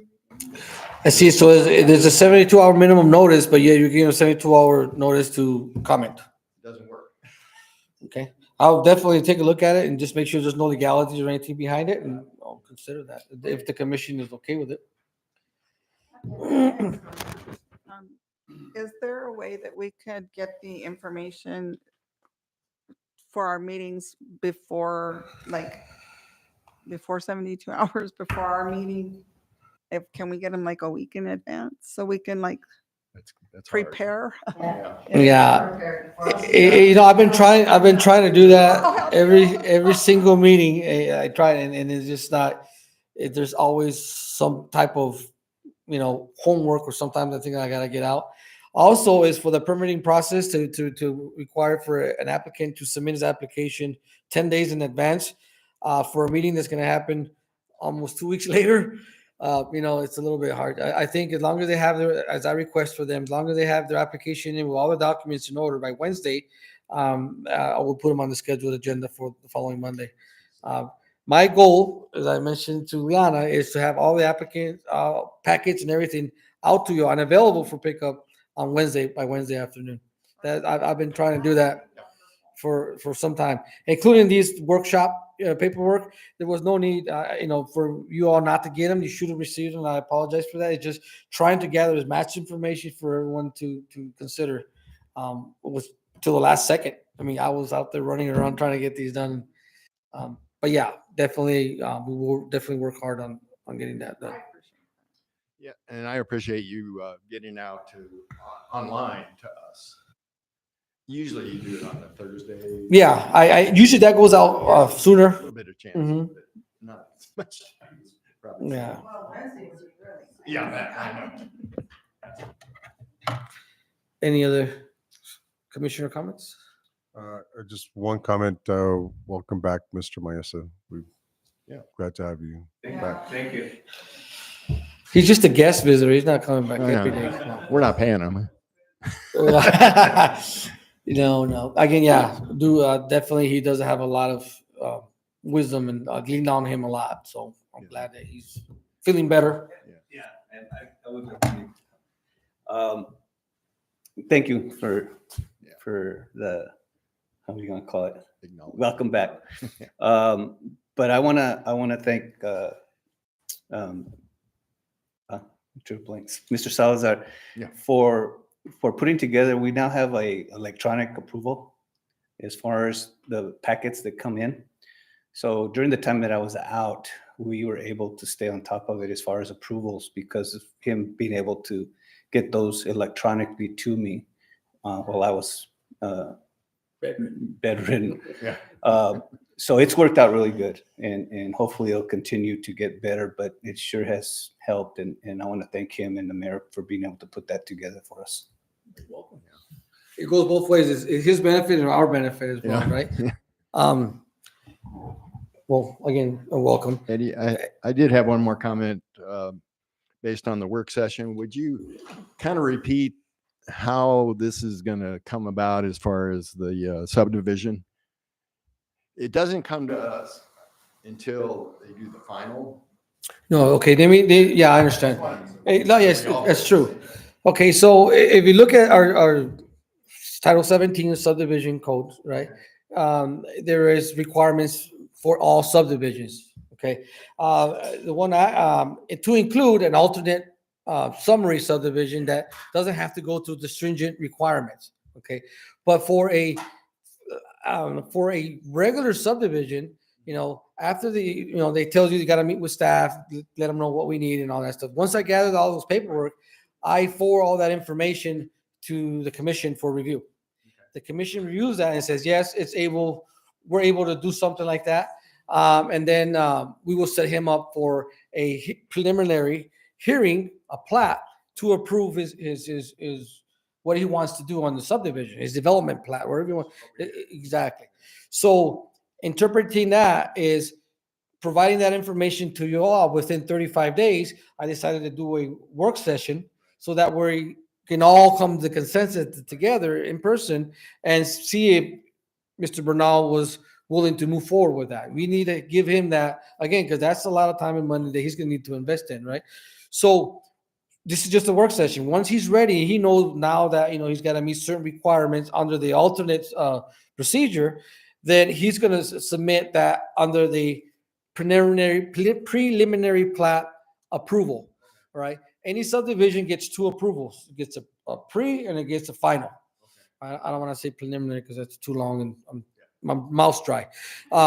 So it gets a pre-approval. All those pre-approvals, we tell him exactly what he needs to do, and part of that is going to be meet all requirements from all agencies such as fire, building, New Mexico DOT, or any other agencies regulating what the applicant wants to do. So that kind of alleviates a lot of our responsibility when we approve in such manner, right? Because we're not experts in those fields, right? So he goes out and he has 22 months to comply to meet all those requirements before it expires. Okay. He could do it sooner, but after 22 months, he's going to come back and say, okay, I'm already done. Now I'm seeking the final approval so I can start building on those properties. So this is just for development of the land itself, infrastructure or anything like that. So once he finishes developing, he'll come back for a final approval. The town of Mesilla will elect somebody. It could be the commission, community development, could be the CID, could be fire, or maybe could be everybody has they'll go sign off on it, town engineer. And then once they sign off, then the subdivider takes that, it will be under resolution, approved resolutions, takes that approval as a final approval. And then any infrastructure that was implemented or was done, the town of Mesilla takes ownership. That's why we want to go inspect his roads. That's why, to make sure we're not going to invest money into doing so after the developer hands over his responsibility in a sense to develop. But that's in a overall full summer subdivision development. And the alternate development, all right, as he's requesting a variance because our code states anything more than 2 lots requires a subdivision, full-blown subdivision. So I didn't know where the commission was going to agree with that or not, that variance or not. Exactly. So now, then the other question was, does he request a variance to you or does he request a variance to the Board of Adjustments? Who gets to do these variance? But according to code, it goes to the P&Z and they get second opinion from the attorney to do that. All right. So the commission, he submits the application, and along with the application, he includes a variance from infrastructure such as roads, sidewalks, gutter, blah, blah, due to the fact of, private access on both sides of the road and being a small family split or whatever. So yeah, that's how it works. So we review it. We tell him everything he needs to have to comply with the subdivision. He submits his preliminary with all those conditions met or not met, but considered in writing. Exactly. We vote on it. I think this one, the subdivision, I have to double check. I see subdivisions, we get final approval. Okay. I'm not sure. I have to double check that. But I'm almost positive. We get final approval for subdivisions. So once you get the preliminary, 22 months, if he doesn't comply, he can ask for an extension, right? And then we'll give him the extension. Typically is for like another, what is it, like another year? I don't know how much is it. It's another year. And then, we just extend that. Now, what happens if the subdivider decides to vacate the job, he goes bankrupt or gets arrested or anything like that, the subdivider is supposed to submit a surety insurance to where if he doesn't finish up, the town of Mesilla can go in there and finish all the infrastructure for that development or can remove all the infrastructure for the development, right? So, but that's an insurance based on that needs to be submitted along with this pre-plat. Yeah. This issue about the town taking over, you probably had a discussion with the mayor, I would assume. Is the town willing to take on this roadway? Obviously, the expenses, taking on other people's expenses is not a smart, right, thing to do unless it benefits the town of Mesilla one way or another, right? But because of my further investigation on this case, led me, to the information stating that it is a private road. It does belong to Ms. Segovia, right? And that private road does not meet the requirement. Therefore, the town, you read it on the minutes, it says, once he finishes building, contact us, and then we'll consider taking over that road. But that never happened, right? And my other question is, whenever you approve to subdivide, you have 22 months. Was there a final plat done with those subdivisions in those areas, right? So again, it's been so long in the records, it's very hard to distinguish and read through the lines in a sense. And I'm always out here to try to help people, not try to hurt anybody or anything. But I'm just going to tell you what I think, and my professional input is that Ms. Segovia did not know the responsibilities of that private road when she decided to take ownership. That's how I'm looking at it. Again, it's not something that it's a legal thing. Our through the attorney, you read, the statement. That's the legal issue that would need to be handled in court, not through this means. All right. Again, congratulations to all of you. Welcome, Mr. Brian. Next time we expect a little bit more noise over there in that corner. No, sir, I'm just giving you a hard time. It'll take you a little bit. I mentioned, you still need your code book. You still need all this information, and any commissioners that there's a case such as the workshop we just had. You want to call, stop by, make an appointment. I mean, everything I'll have on hand, I'll review it with You a lot. anybody. You do, and I appreciate that. I have a question, just in procedure. I didn't know quite how to deal with private parties contacting us individually. Yes. Okay. That seems inappropriate to me. It does. I mean, it's hard. It's a gray area, right? You're not elected officials, right? They are used to having an elected officials work for them, right? That is why we elected for you, and I expect you. That's why you hear a lot of time. Well, call or send your representative, blah blah, support, this and that. All right. Well, they're looking at you all as the same as elected officials, which you're not. You're appointed officials, right, by the mayor. Keep in mind, right? There are rules to ex parte, right? There are rules to gathering information or influences from any party, regardless of what it is, because eventually your case might end up being in a hearing in the case, and you might have to recruit yourselves from it because you already been contacted and been advised. Now, if you elect, At my home, and I felt a little uncomfortable. yeah, that's not, all information needs to be directed through one person. It needs to be sorted through one. And one of the things also that I brought to the attorney is it's hard for me to propose. It always seems one-sided, sometimes, not always, because it's all the information I have, right? So whenever I already got a scheduled hearing or a scheduled workshop, those neighboring concerned parties need to submit their documents, their records, what they have to me, so I can include them in the packet and disclose both sides of the fence, right, of the issue. Whenever you wait till the last minute during the hearing, during the decision making, you're using that to interrupt or discredit. The in the court of law, that's not admissible. Right, in the court of law, admissible. All evidence needs to be submitted prior to the case and reviewed by both parties. That's just how it goes. We try to, under the quasi judicial, according to the New Mexico League, is to hold those type of hearings similar to a case hearing. So any information not directed towards my office, not just me, Liana, whoever, needs to be admissible. It should be. I'm not saying it's gonna be, but it should be admissible because that doesn't give me an opportunity to cross-reference that evidence. You might have a piece of paper on it. You might, I'm not saying this happened, but you might make some modifications for it. Well, during the hearing, well, it says right here that the court has approved that. How do you know? You're not there. You didn't give me or the department an opportunity to verify that evidence to its validity to the case. Mr. Salazar, correct me if I'm wrong, but I'm fairly new to the commission.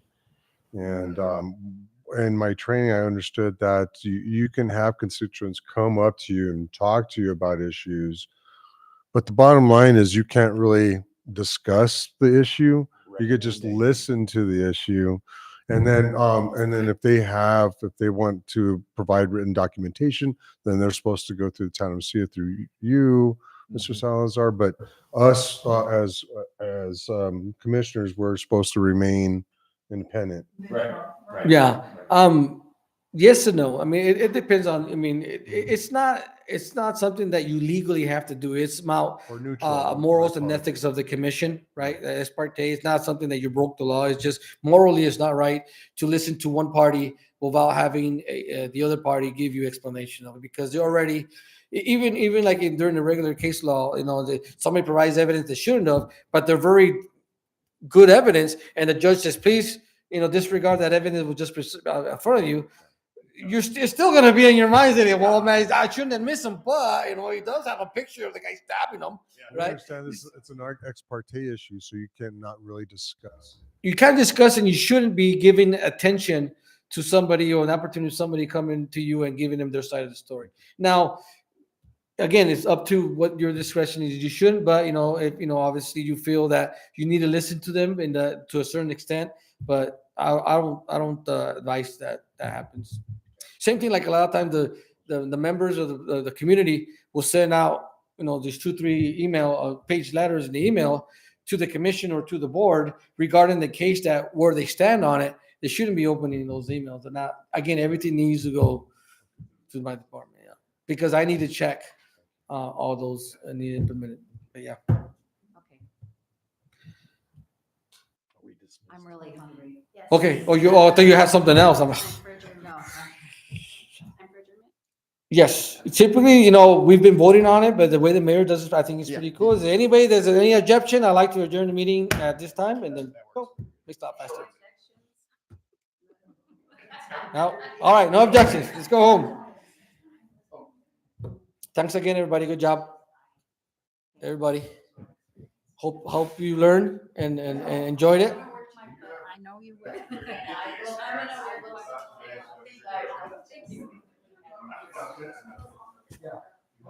I'm at right now.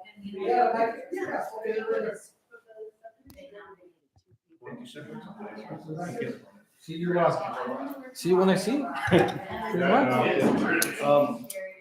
Yeah, unless there's something that we can't do by e-packet, call me and I'll come by, but it seems to be working pretty good.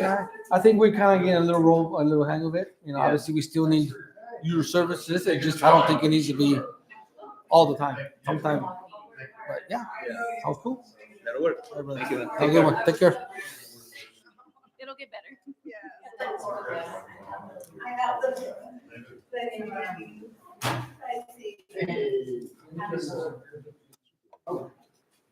I know.